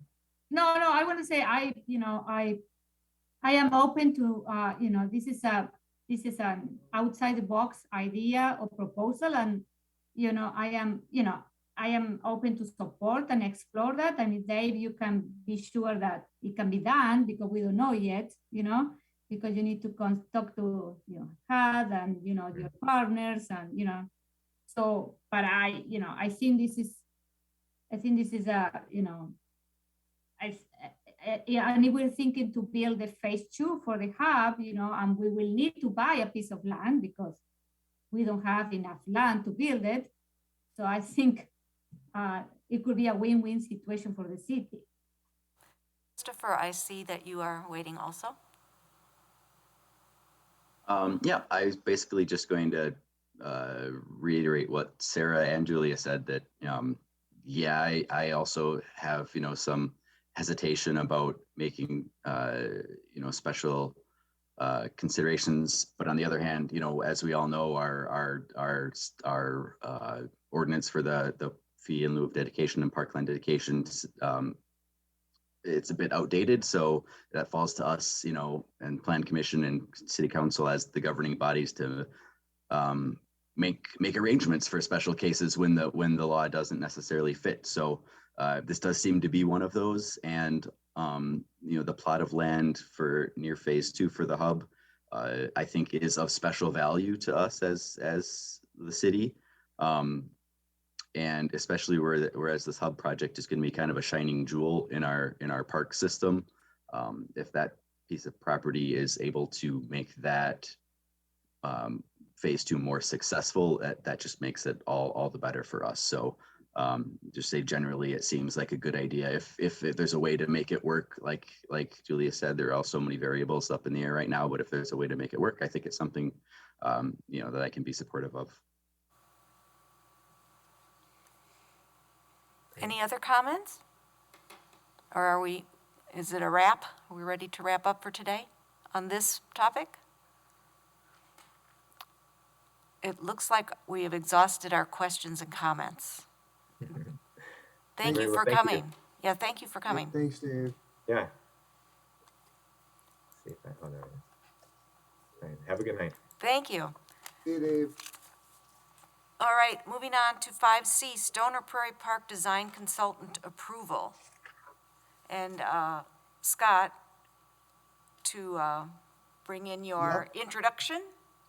Yes, and we are very, I'm very thankful that we're at this point able to utilize parkland dedication fee and fee in lieu of dedication to hire professional park design people to come in and help us with these types of projects. And the project that we're talking about is the Stoner Prairie Park project. And I do want to share with the commission that the interview team of Wade and Sarah and myself, when I welcomed all the proposers, I certainly thank them for providing a proposal because we need those proposals. But I also indicated, as I just mentioned, that we are kind of in a new a new space, and that we're able to utilize fees to hire professional park design people, and that we do have a couple other projects upcoming. So, you know, not to worry if they didn't receive this work, that there's going to be, you know, future park development or park design types of projects. And again, just trying to encourage and make sure that we continue to receive proposals for this type of work. And I did include at some point, I don't know if it was originally or with additional information, the RFP that was sent out. We did receive 3 proposals. Sarah Schrader from the Park Commission and Wade from the Planning were kind enough to be involved in the interview of the 3 proposers. And what we did is we, you know, each group was allowed to present their proposal. And it was kind of interesting in that the proposal that we received from them originally really wasn't the proposal that they presented. They kind of went to the next step with each of their proposals. And at the end of the day, we did, as a team, recommending EOR for this work. I did include in my comments, we did, and actually Sarah was really the person who kind of put together the pros and cons of each of the different proposals. So I did include that in your agenda comment information. So with that, I guess I would open it up to any questions. And I don't know if Wade is still on, but I see Sarah there. And Sarah could certainly provide any thoughts or comments or answer any questions. So I guess I'd open it up to the discussion. Before questions or comments, Sarah, is there anything else you'd like to add to what Scott has brought in as an introduction? Or do you just want to, between the two of you, field the questions? Definitely open to fielding questions, but I guess I will add on exactly to what Scott said, is that I thought all 3 presentations were really valuable. And I really appreciated that Scott ended the presentations with each partner kind of saying as to how, like, I'm hopeful they continue to submit proposals for future, because I did really enjoy listening to the 3 presentations and would be excited to work with any of them in the future. So I liked that Scott really had emphasized that with the partners, but otherwise definitely open to answer any questions. Okay, and then one other comment too is that I had to have this reinforced for my own knowledge, is that because the cost of this proposal is lower than X number of dollars, and Scott, you can give me explain the figure, but it's not a case, it's something that Scott could have just outright awarded on his own as the park administrator. Go ahead. Yeah, just as a it would be something I would submit a pre-approval, and then the mayor has the authorization to approve any budgeted item up to $25,000. But I just didn't feel comfortable in making that request as a staff person. So I'm really looking for the support of the park commission to include in that pre-approval, that it wasn't just Scott at the Parks Department that's looking to hire these folks. Yeah, well, and you had the process of the 3 people in the panel to interview, and Julia is waiting. She's got question or comment. Julia? Yeah, so I have some comments. I reviewed the 3 proposals, and I reviewed the pros and cons. So I don't understand some of the comments in the pros and cons for some of the proposal. I don't know if we had the facts, or they were anecdotal, or they were, some of them I saw kind of there is some bias on those. I will prefer to go with a company that a different company. We are using EOR already for the hub. I would like to have another, that give the opportunity to another company for the design, someone that practically they specialize in park design. That will be my recommendation. I know that Chris and Katie are, both of you are in different proposals and a conflict of interest, 100%, and I think that one, maybe the panel was looking at that and, and was something that how the perception is going to look if we give the proposal to a company where the plan commissioner is the owner or one of the partner or one of the, you know what I mean? So I really like the proposal from both of your company. I think that, I like, because they are more, it seems like you guys specialize more in park design, your companies. But the only thing that we need to put the white elephant in front of us is that, there is a huge conflict of interest. You know what I mean? And it's the perception out there is going to be, one of the people in the plan commission, one of the plan commissioners got the proposal. It's, you know what I mean? It could be, it could be about politics and all of this government. It's all about perception, believe me, okay? Maybe you are the best qualified company, but the perception, sometimes it can do a lot of damage. So, this is what I didn't understand some of the comments about some of the pros and cons. I can go more in detail. I have plenty of notes here because I want to understand how you come out with that. I want you to tell me why did you choose EOR as why this company specialized and is the best option for the city to design this park. Because, I think the other two have the same qualifications too. Except for from Chris and Katie that they are part of the company, but that one is I want you to sell me why we need to go with this company because I am not 100% sure. Go ahead, Sarah. Sorry, I was just gonna say, I can start, but please fill in any gaps that I leave. So yes, please bring forward any concerns specifically that you have, would love to address them. To go through kind of the specific pros and cons and how I had reached the conclusion where for the initial option, which I apologize if I'm gonna not pronounce it correctly, but the Saki company. So for their pros, like their portfolio seemed really extensive and it just seemed as though they had a great history.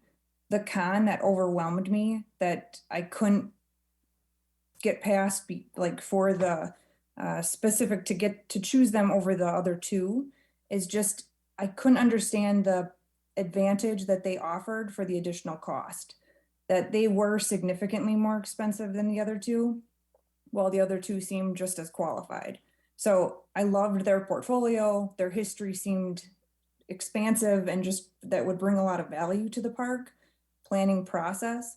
The con I couldn't overcome was the cost difference, where the other two seemed as though they would also bring a quality product forward, and just that price difference I couldn't justify from my personal opinion of choosing the path to go down. For Parkitecture, I listed for pros that I really appreciated that they had local and personal investment, that they had listed of Stoner Prairie planning knowledge, and that they had been involved early on within that neighborhood planning process. They also called out specifically that they were acknowledging maintenance costs and concerns from a future outlook perspective, which I think from the commission standpoint, we realize is exceedingly valuable. For cons that I had listed, they really is a positive and is a negative that they have new ideas, but they are a new company and that they didn't have the extensive portfolio that the other options offered. They do have parks that they are working on, but from a completed status, their portfolio wasn't as extensive. And so it would have been, I did put value in that I looked at the parks that were listed as completed projects for these three proposals and kind of even looked at the Google reviews. And for Parkitecture, they're just new. And so it was a limited audience to kind of pull from. although the projects that they had in place looked really interesting, they still just didn't have that history that it would be nice to kind of refer to.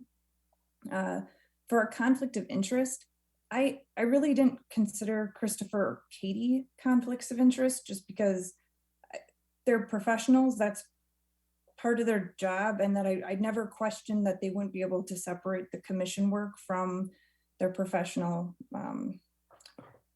work. What I did put down as a perceived conflict of interest is that the Parkitecture proposal did call out that they have a MUFA referee, and that they specifically called out within the proposal of how they wanted to value MUFA and have that moving forward.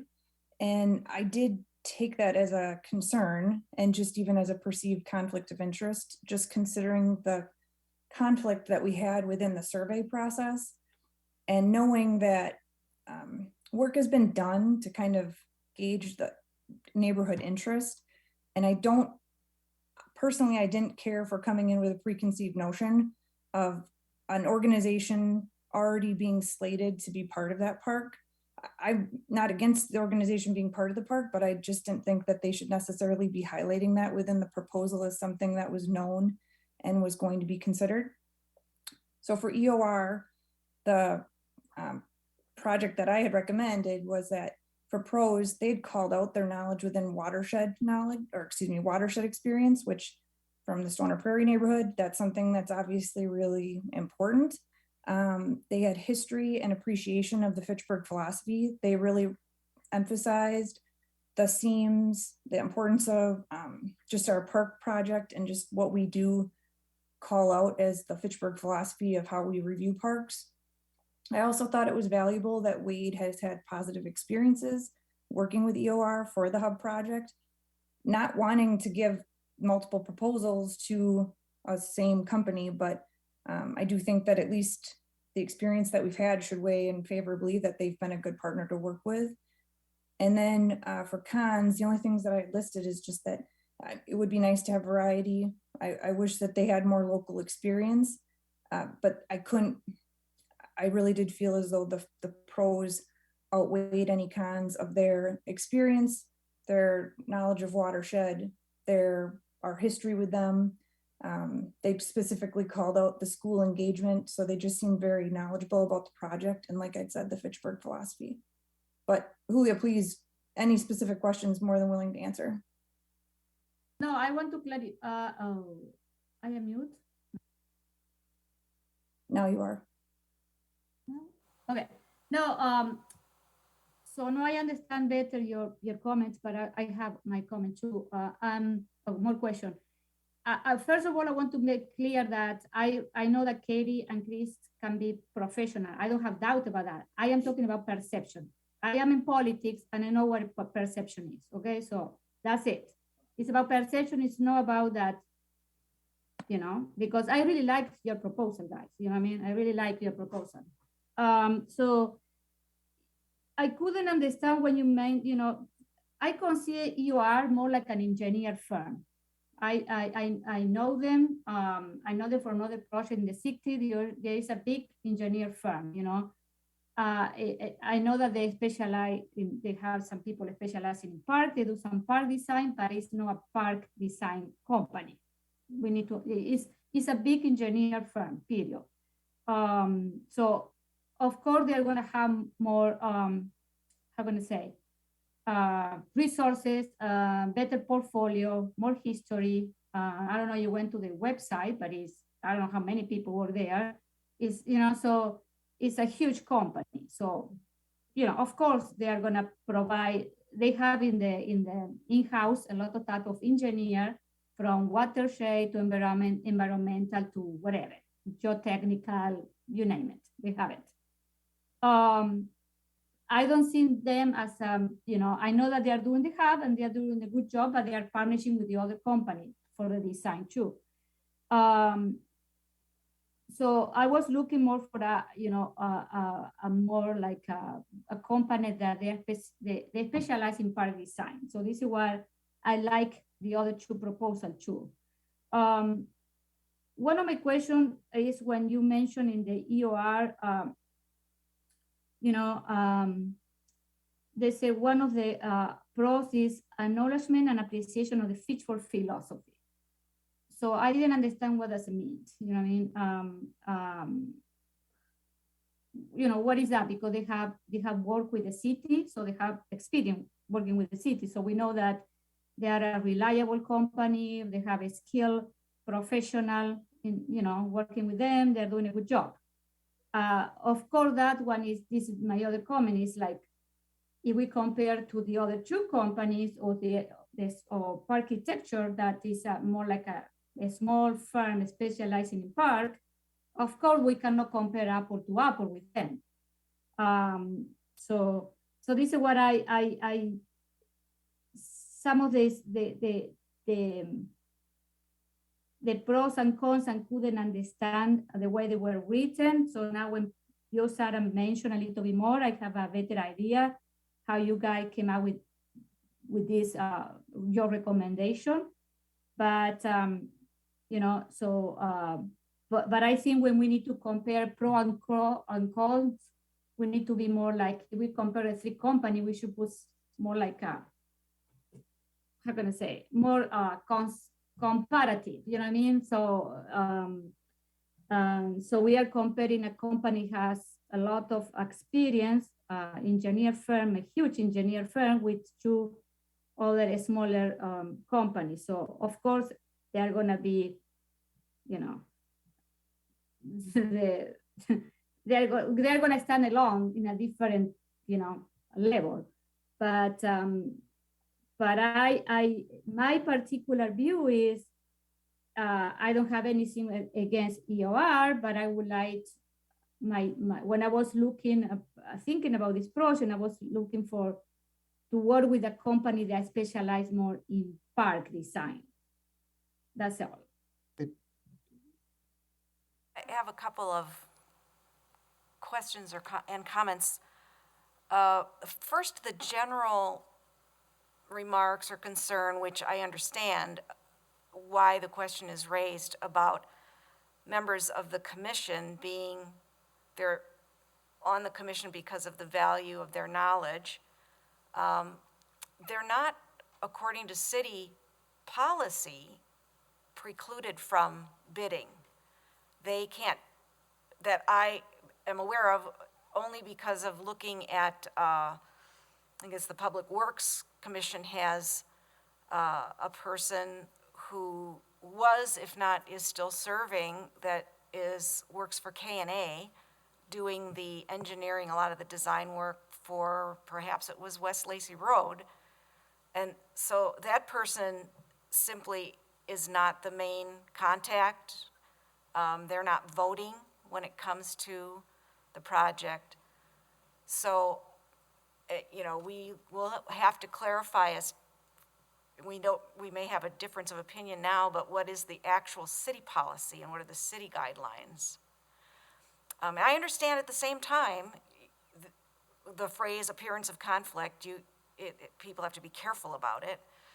And I have a couple of questions for Sarah or Scott, and then would like, as I finish that up, to ask Katie and Christopher if they have comment they want to make. So if you don't mind me, Katie, just asking a couple questions quickly first of Sarah, or would you rather go ahead? Go ahead. I just wanted to clarify quickly that this was not an open RFP. Scott specifically sent this request for proposals to a select number of firms, two of which were Psyche, which Chris works for, and Parkitecture, which I work for, with the prior knowledge, obviously, that we were employees of those firms. It was advertised publicly, so it was open to the public. So everyone had a chance. Okay, sorry, thank you. I had not realized that. Okay. And so then go ahead, Scott.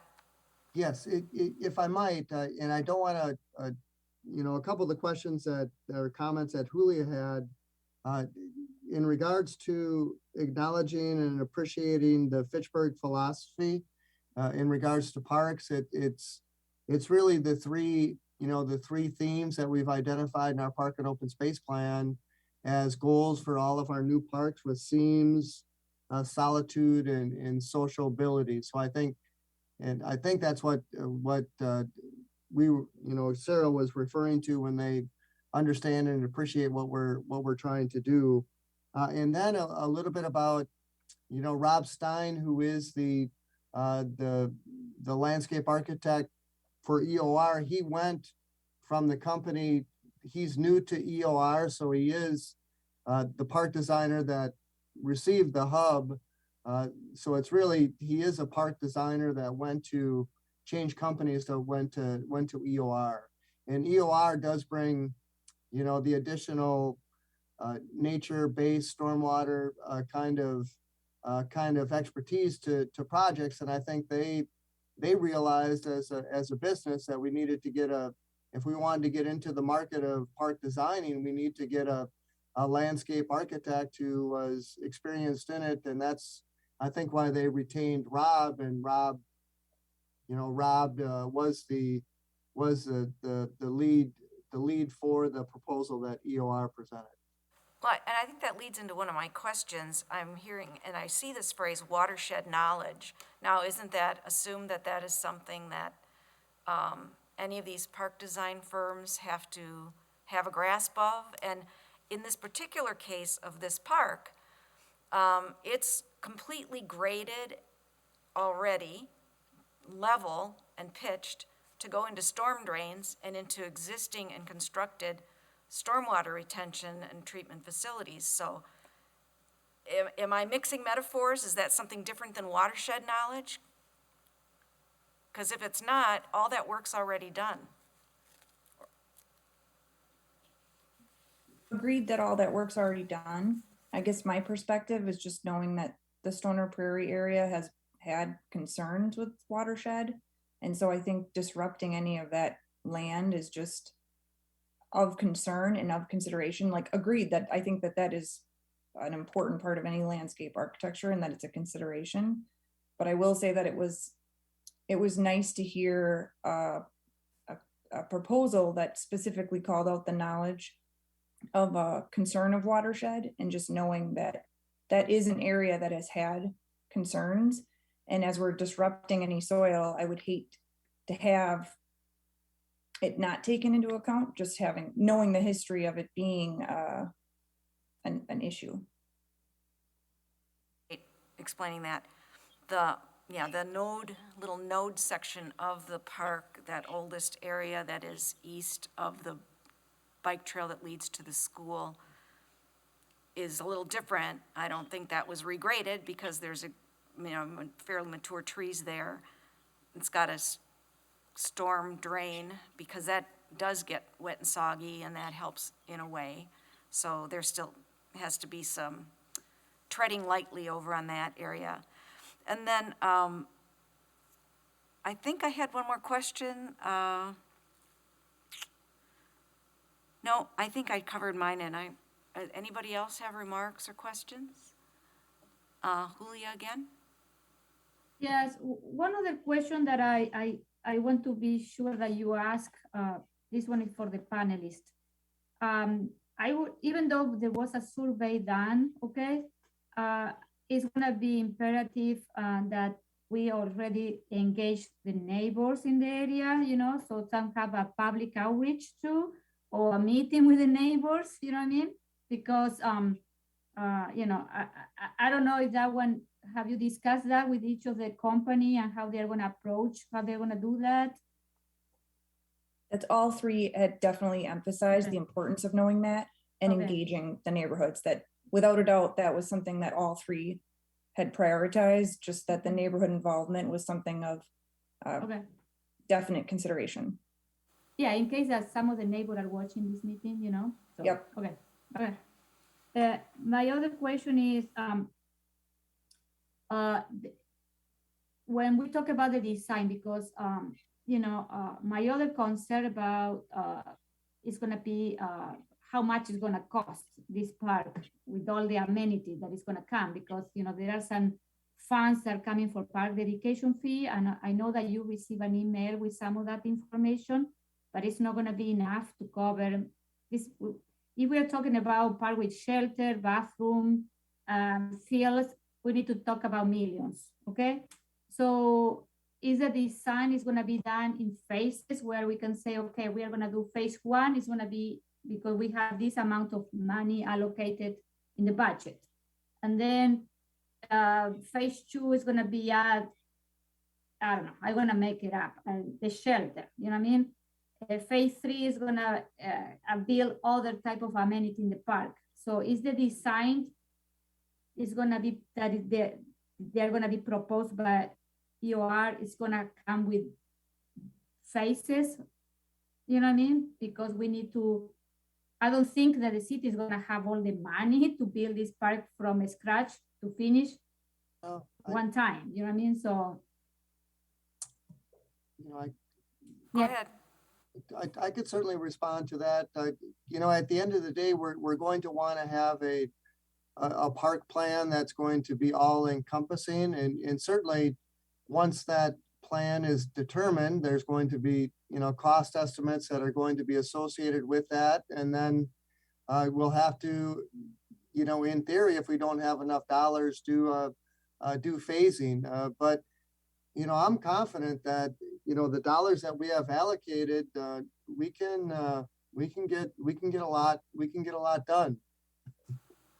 And maybe Julia, you disagree, but you know, $800,000 is a lot of money. Yeah, but you're not gonna build a shelter with $800,000 for sure. So, you know, I have seen how much it costs. I know, I have an idea how much the hub is gonna cost. You know, and so this is my concern too, that we should, you know, we should design something that we can build, you know what I mean? No, like Absolutely. Point well taken. Any other questions or comments? So here, Scott and the team made a selection that they would like for us to vote on whether this is the accepted route, or whether anyone in the group wants to propose anything other than that. So we're doing this a little backwards. We didn't start out with our A motion, but we'll need one at this point to either approve EOR as has been suggested by the panel. So I can start with this. Is there a motion for that? Katie, making the motion? I am not making the motion. I didn't would think like so. to clarify Yes. that I will be abstaining from any voting or making a movement on this one due to my involvement with one of the companies. Okay. Me as well. Okay. So now we have a smaller pool of people who can make the motion. I'd make a motion to approve. Okay, I'll do we have a second. second? I'll second. Okay, that's Heidi Reynolds' second, Sarah's. All in favor that, okay, Wait. you're stating what? Motion to Didn't- POR? Oh, wait a minute. Okay, I got it. Heidi, second. Yes. Katie abstained. No, Yeah. Yes. Okay. I got them mixed up for a second. yeah. Yeah, Katie abstains, Christopher abstains. Right. And Heidi Heidi seconded the seconds. motion. Okay. Sarah's on first. And this motion is then to approve EOR as the design firm. Is that what this motion is? Yes. Correct? Okay. Yes. Sarah, you want to clarify that's what your motion is? For EOR, the motion to Sure. approve EOR, that's what the motion is, correct? Correct. Okay. Yep. And that's our second. And so all those in favor of approving EOR for this project? Aye. Aye. Ayes have it. I say no. Oh, you did? I didn't hear that. Call for Yeah, the so. noes. for the Okay. record. I have a no. Call for the nays. Call for the nays is Julia. Okay, it does pass. All right. I'd like to ask a question at this point. The 5A and 5B, we did not take votes on those. Those were no vote was necessary on those? Correct. Okay. Correct, yeah. Okay, now we have 6, all the communications that I think Scott can take us through. Yep, and the first one is resolution 221-21 in regards to the port in place surfacing. That was approved by the council. So we're good to go with that. Resolution 222-21 regarding the park fee rental schedule, which included the pickleball court fees. That was approved by the council on the 14th.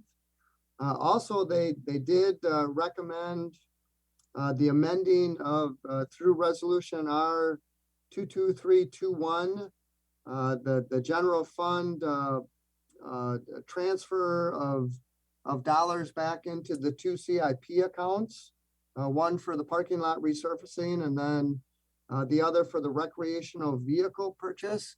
I would like to report that we're working on the recreational vehicle as being a hybrid vehicle. So we're hoping to get that to be one of the first cars in the fleet to be a hybrid. So that's that one. Park and open space plan update.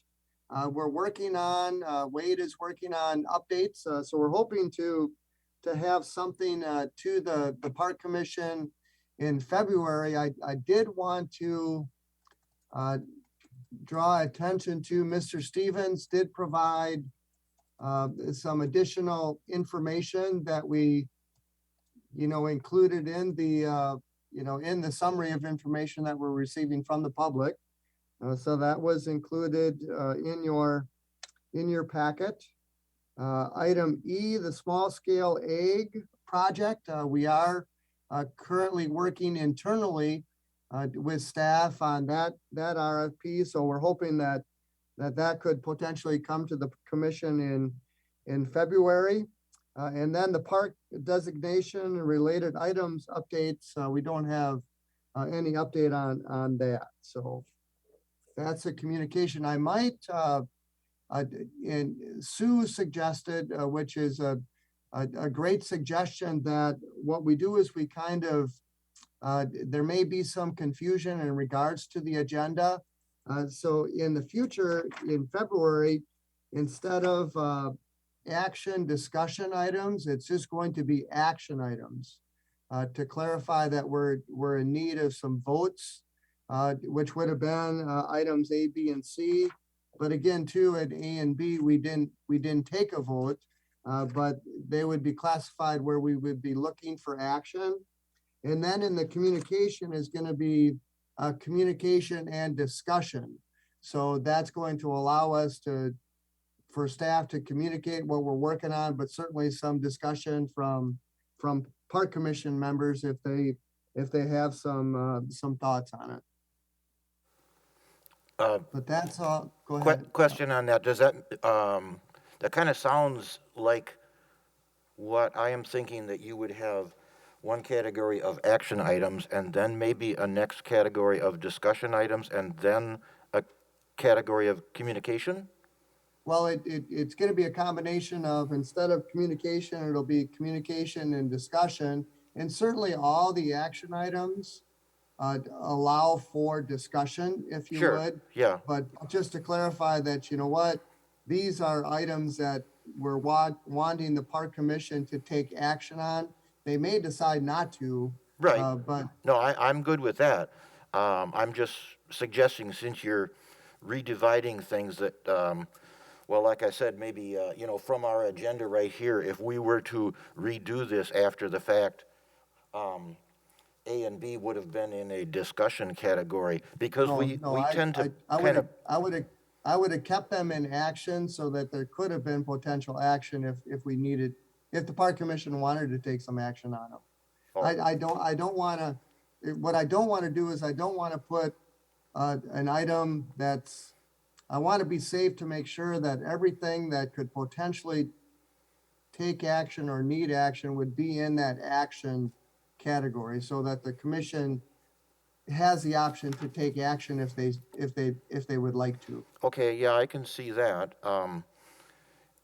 In our current agenda, kind of, theoretically reworking this, in other words, you're saying that if we had wanted to take action on A, we could have if we wanted to, otherwise we just go on. Same thing Yep. for B. We could have Yep. decided to take some kind of action or go on. C was definitely a voting item. My thought is that what goes into the communication category, we kind of usually blast through like we just did here. And I'm just suggesting that maybe there should be a middle category after the action item of discussion. The tough things that we're getting presentations, we're discussing it a lot, not necessary, well, we don't intend to take a vote on it, so it's a discussion category after the action category. That's the way I'm looking at what you're suggesting here. Well, and I think it, it's just a combination of communication or discussion. So I think those, anything could fall underneath that category, right? Communication or discussion. I would, Can I clarify something? Yes, please. Okay, in other, maybe Sarah can agree with me. In other commissions, when you have action items, they are resolution that you're gonna vote, okay? So those one are the action items in the agenda. You have resolution and you need, there's something coming that we need to vote. And the rest is, we can call it communication, discussion, whatever it is, but the action item are action that we need our vote. So in theory, we didn't have any there wasn't anything referred to the park commission as a resolution. So in theory, we really didn't have any action items, although this, with the Stoner Prairie thing, we wanted to have an action so that we could continue.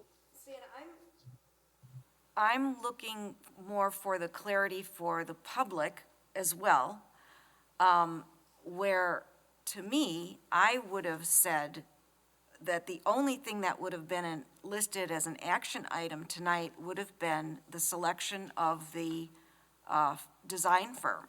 And the others would have been discussion.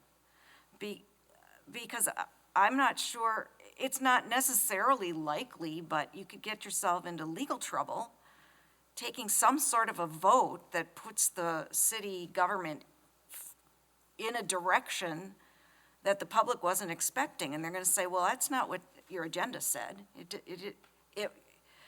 So I'd like to try it where if we are approving a resolution of some sort that comes to us from another body that we're routing through the city government, and or these other items where we know we're making a decision that affects others. I mean, this is a commercial entities that provided bids to us for park design. I mean, that it's out in the open when you talk about it and you actually vote.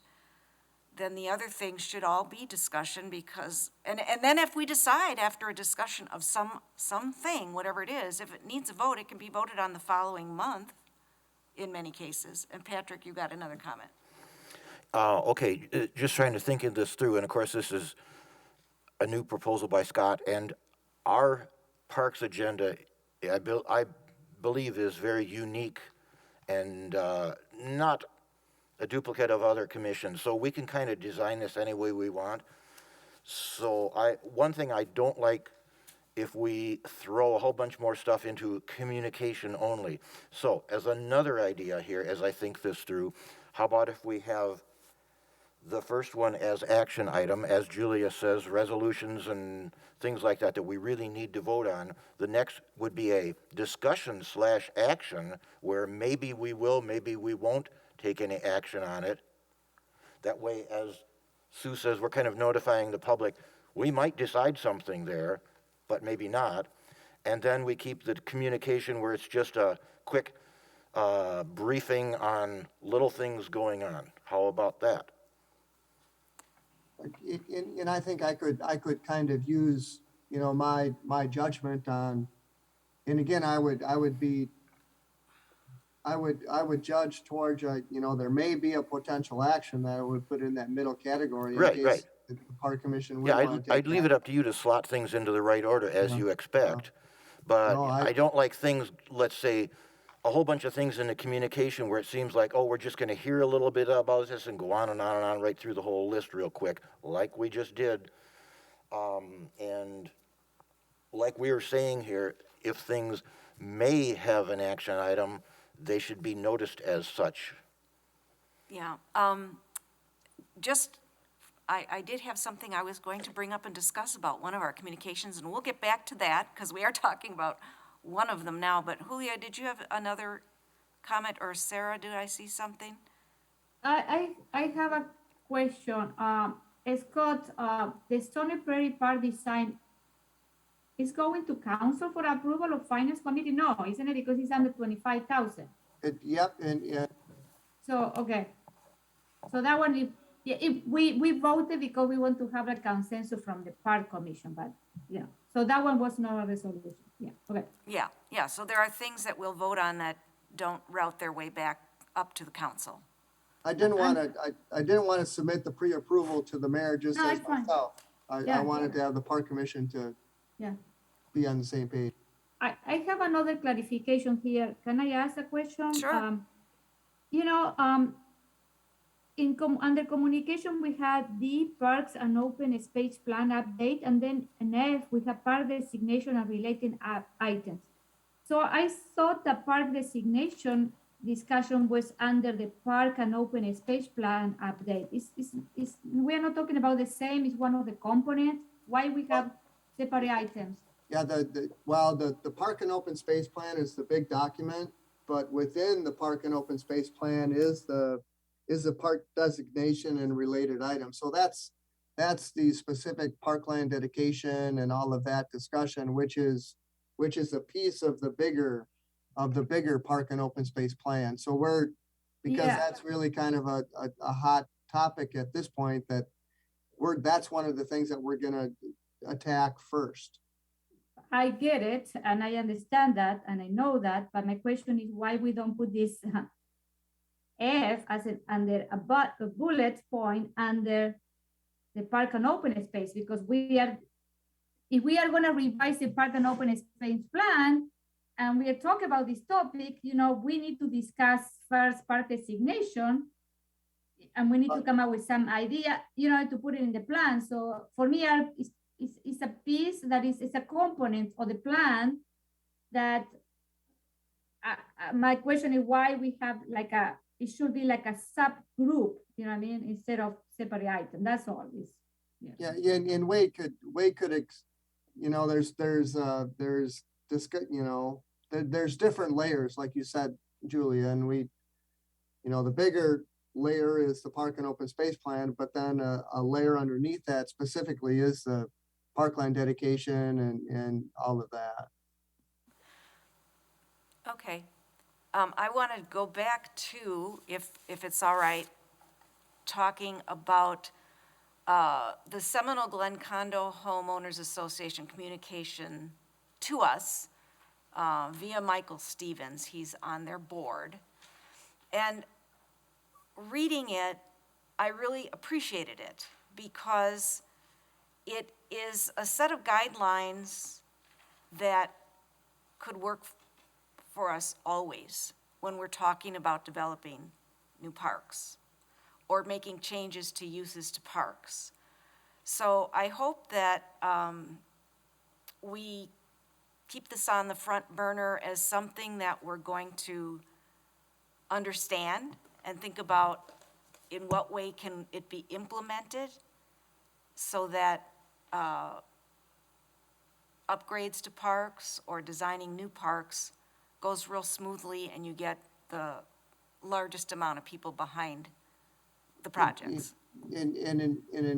Right. In fairness, what's going to happen is the Park Commission is going to decide what points that Mike is providing there that they want as a majority to be included in the park and open space plan. Okay.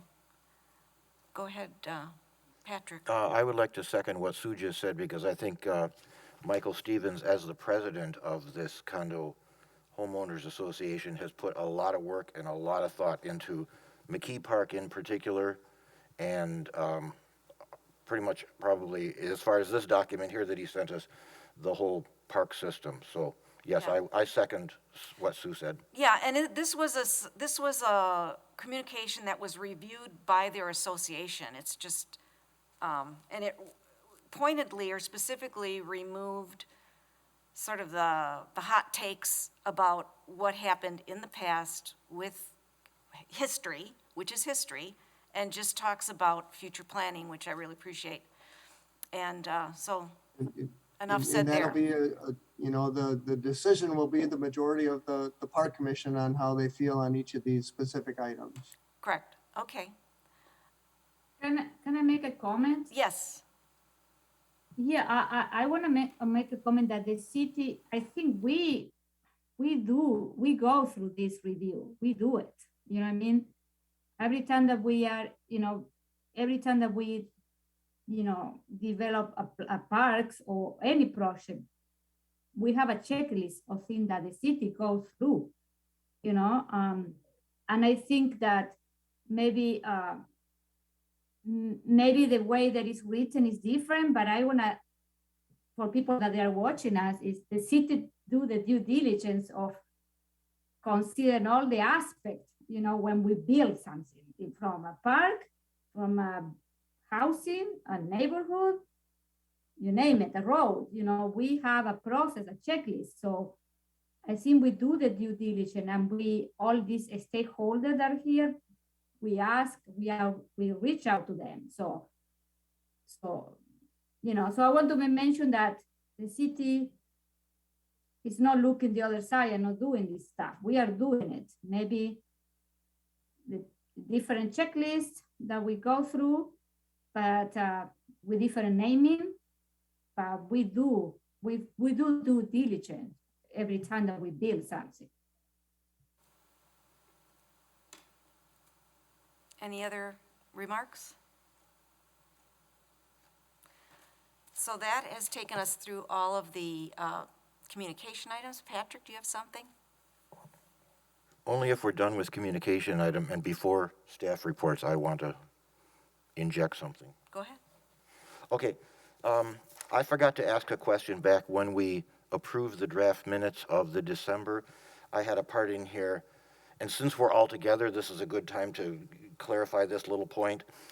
That 5C back in December, Alder Julie Radafrada moved to approve our 222-21, but I could not tell from the Zoom audio of if it was Katie or Sarah or Heidi who seconded it. Do any of you happen to remember who did?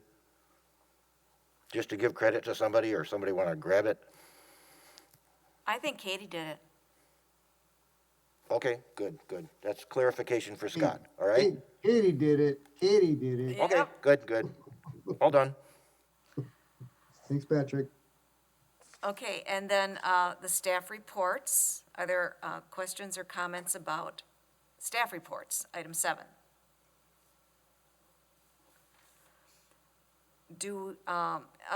There is Scott had it written, he included in the packet a copy of the 2022 park projects, and that leads to something I want to just mention, is that one of them is paved paths in Stoner Prairie Park. Now, those paved paths are going to be part of the park design, correct? That occurs in conjunction with the design firm working on the final location of those that are yet unpaved, correct? Right. Okay, Right. good. And the idea is that what the engineering department does is they put quantities together. So I wanted to include potentially linear footage that might go in there to make sure that they include that quantity in their proposal at the beginning of the year. It's in the packet. There's a remark here, but then you created a list about, in the packet about 2022 park projects. Yep. And that's getting down towards the bottom. And then that leads to a question that sort of fits in where we are right now, is we have that old lingering issue of the small piece of paved path leading towards the school grounds near Stoner Prairie from Wayfair Drive that ends at a 8-foot tall or 6-foot tall hurricane fence.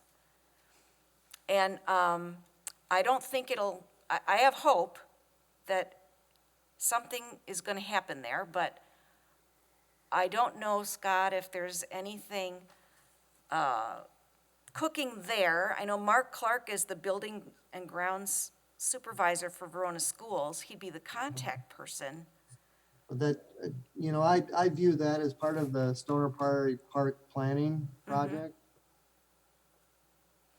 So That's gonna be a piece of that project, and what we would do is we would work in conjunction with the school district to make sure that we can make that connection. yeah.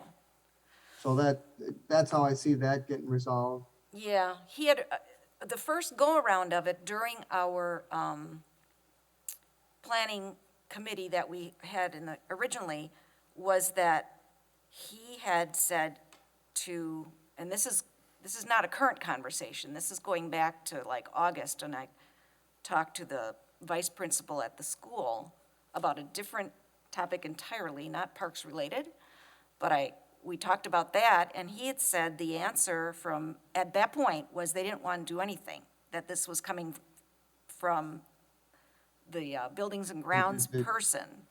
They But- haven't felt the wrath of the Fitchburg Parks Department. Well, yet. that's what I'm thinking, and there's. They don't know who they're dealing with Fitchburg Right. Park. Well, and it ties together too with paving, because, we kind of know, I don't mean to be, but yeah, I think it certainly is something that we're gonna be able to come to a resolution to. I really view the school district as one of the main players in what's gonna be happening there and the use of the facility, and, right, and if we need to do a quick deed and get ownership of it so they don't have to worry about maintenance and all of those kinds of things, I don't foresee any issue in not including that or making that part of the plan. all right. Well, then, maybe could that be one of the things that we just touch base on monthly on communication to see what's cooking with it?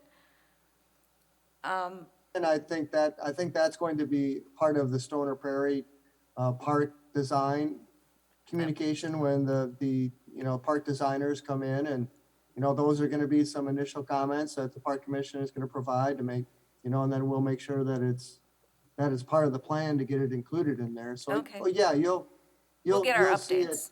Okay, but it'll be part of the Stoner Prairie Park planning all right. project. I had happened to drive past, I don't live far from there, and I don't believe I ever noticed this before, but where that path ends at the fence right now, there was a big slice in the fence, and then it's patched over with more fence. So I just don't remember that being like that before. And so I just hope some citizen didn't go over there and cut it up, and then the school had to go around and close it up again, because that, at a glance, that's what it looks like what happened, but I don't know. No worries, Sue. All right. We'll get it. Patrick has another question here. Okay, then Scott and I had discussed this Parks Project 2022 by phone, and so I'm sort of giving him a predetermined question right here. Scott, could you go through these items and add a few more words of explanation onto various of them, especially including the rewording like we were talking about on the phone about what Andrew is working on? But just go through the list and give us a little more on. Well, I most think of them.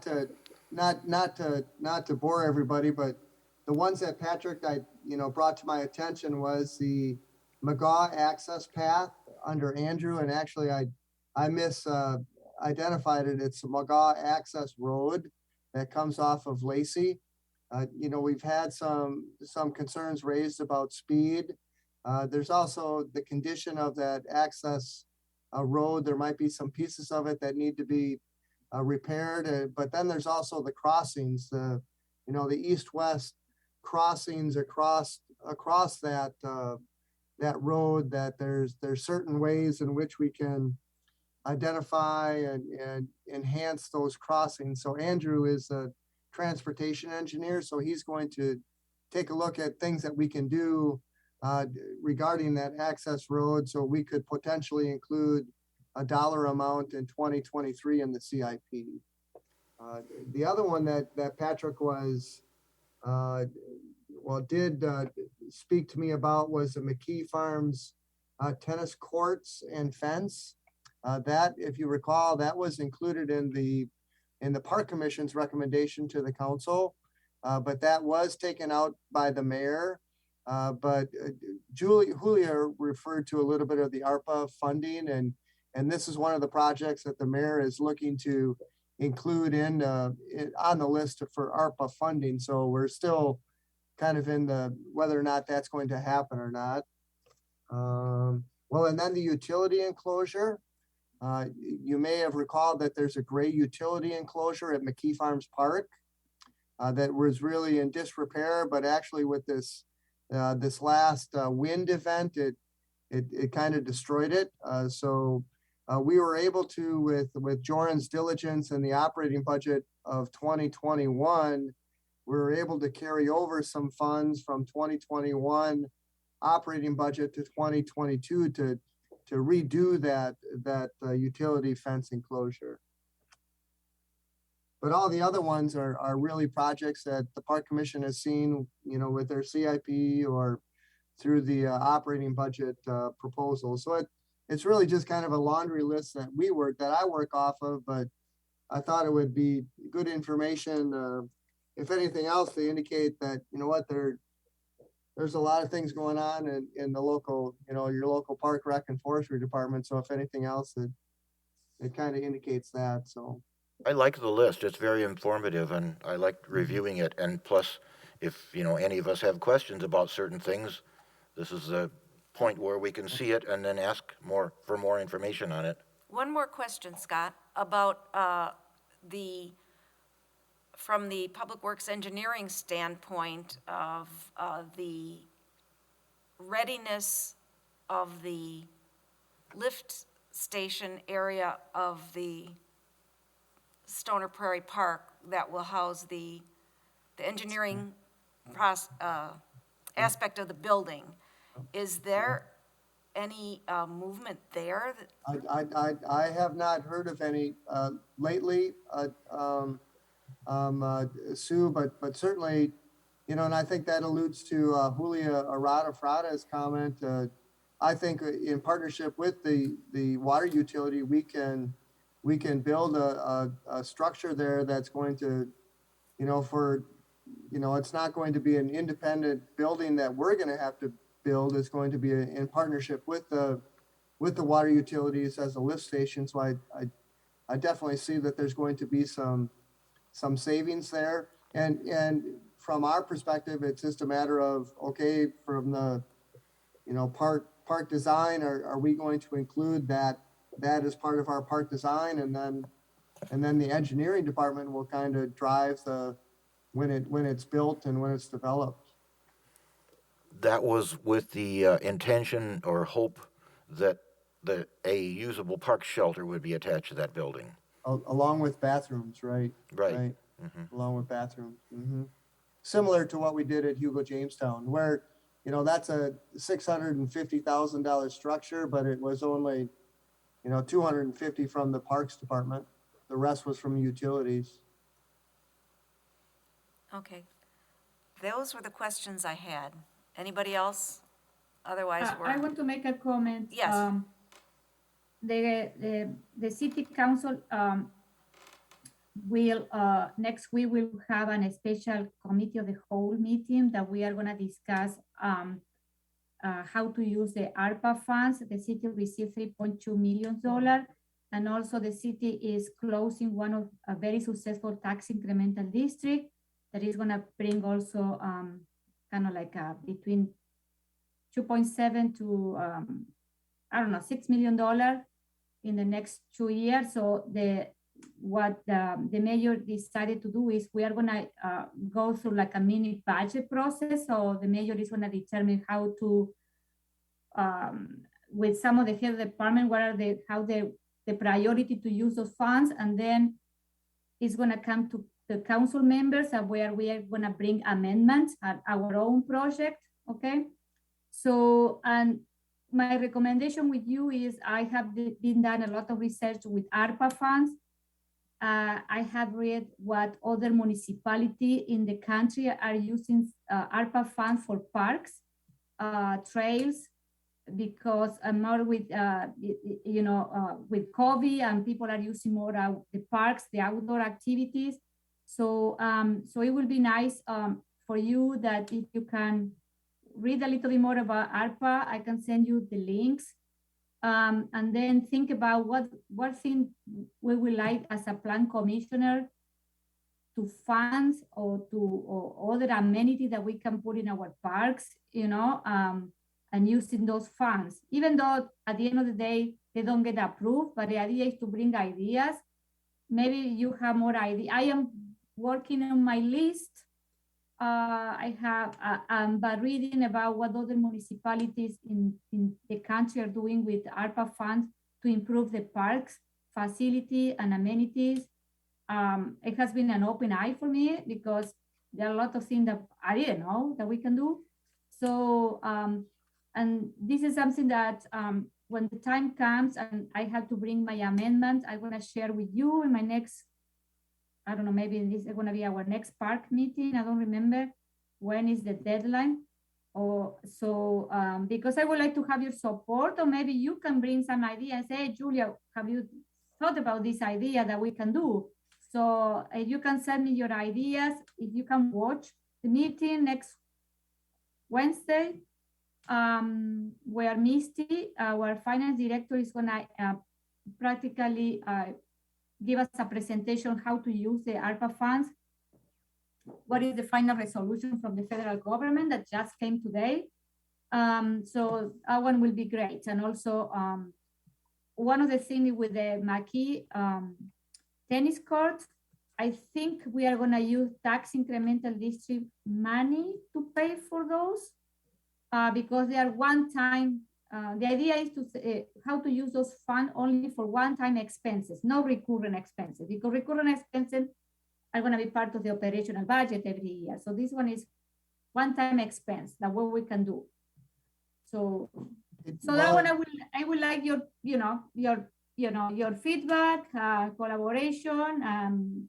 Send me an email. If you have any ideas, it doesn't matter how crazy they are, but Well, and if I might, Julia, I kind of on behalf of the Park Commission, I did submit some projects to Misty to give to the mayor, and my list was $850,000 for Hub Phase 1, $750,000 for the replacement of Kids Crossing, that was in there, $250,000 for Tower Hill, which has been in there forever, $135,000 for 450 EAB tree replacements, the 165 for the tennis courts, and then also $400,000 for Southdale Park improvements. So that's what I shipped on behalf of the Park Commission. So if there's anything else, right, we from staff's perspective and your representation on the Park Commission, Julia, we appreciate your support and you.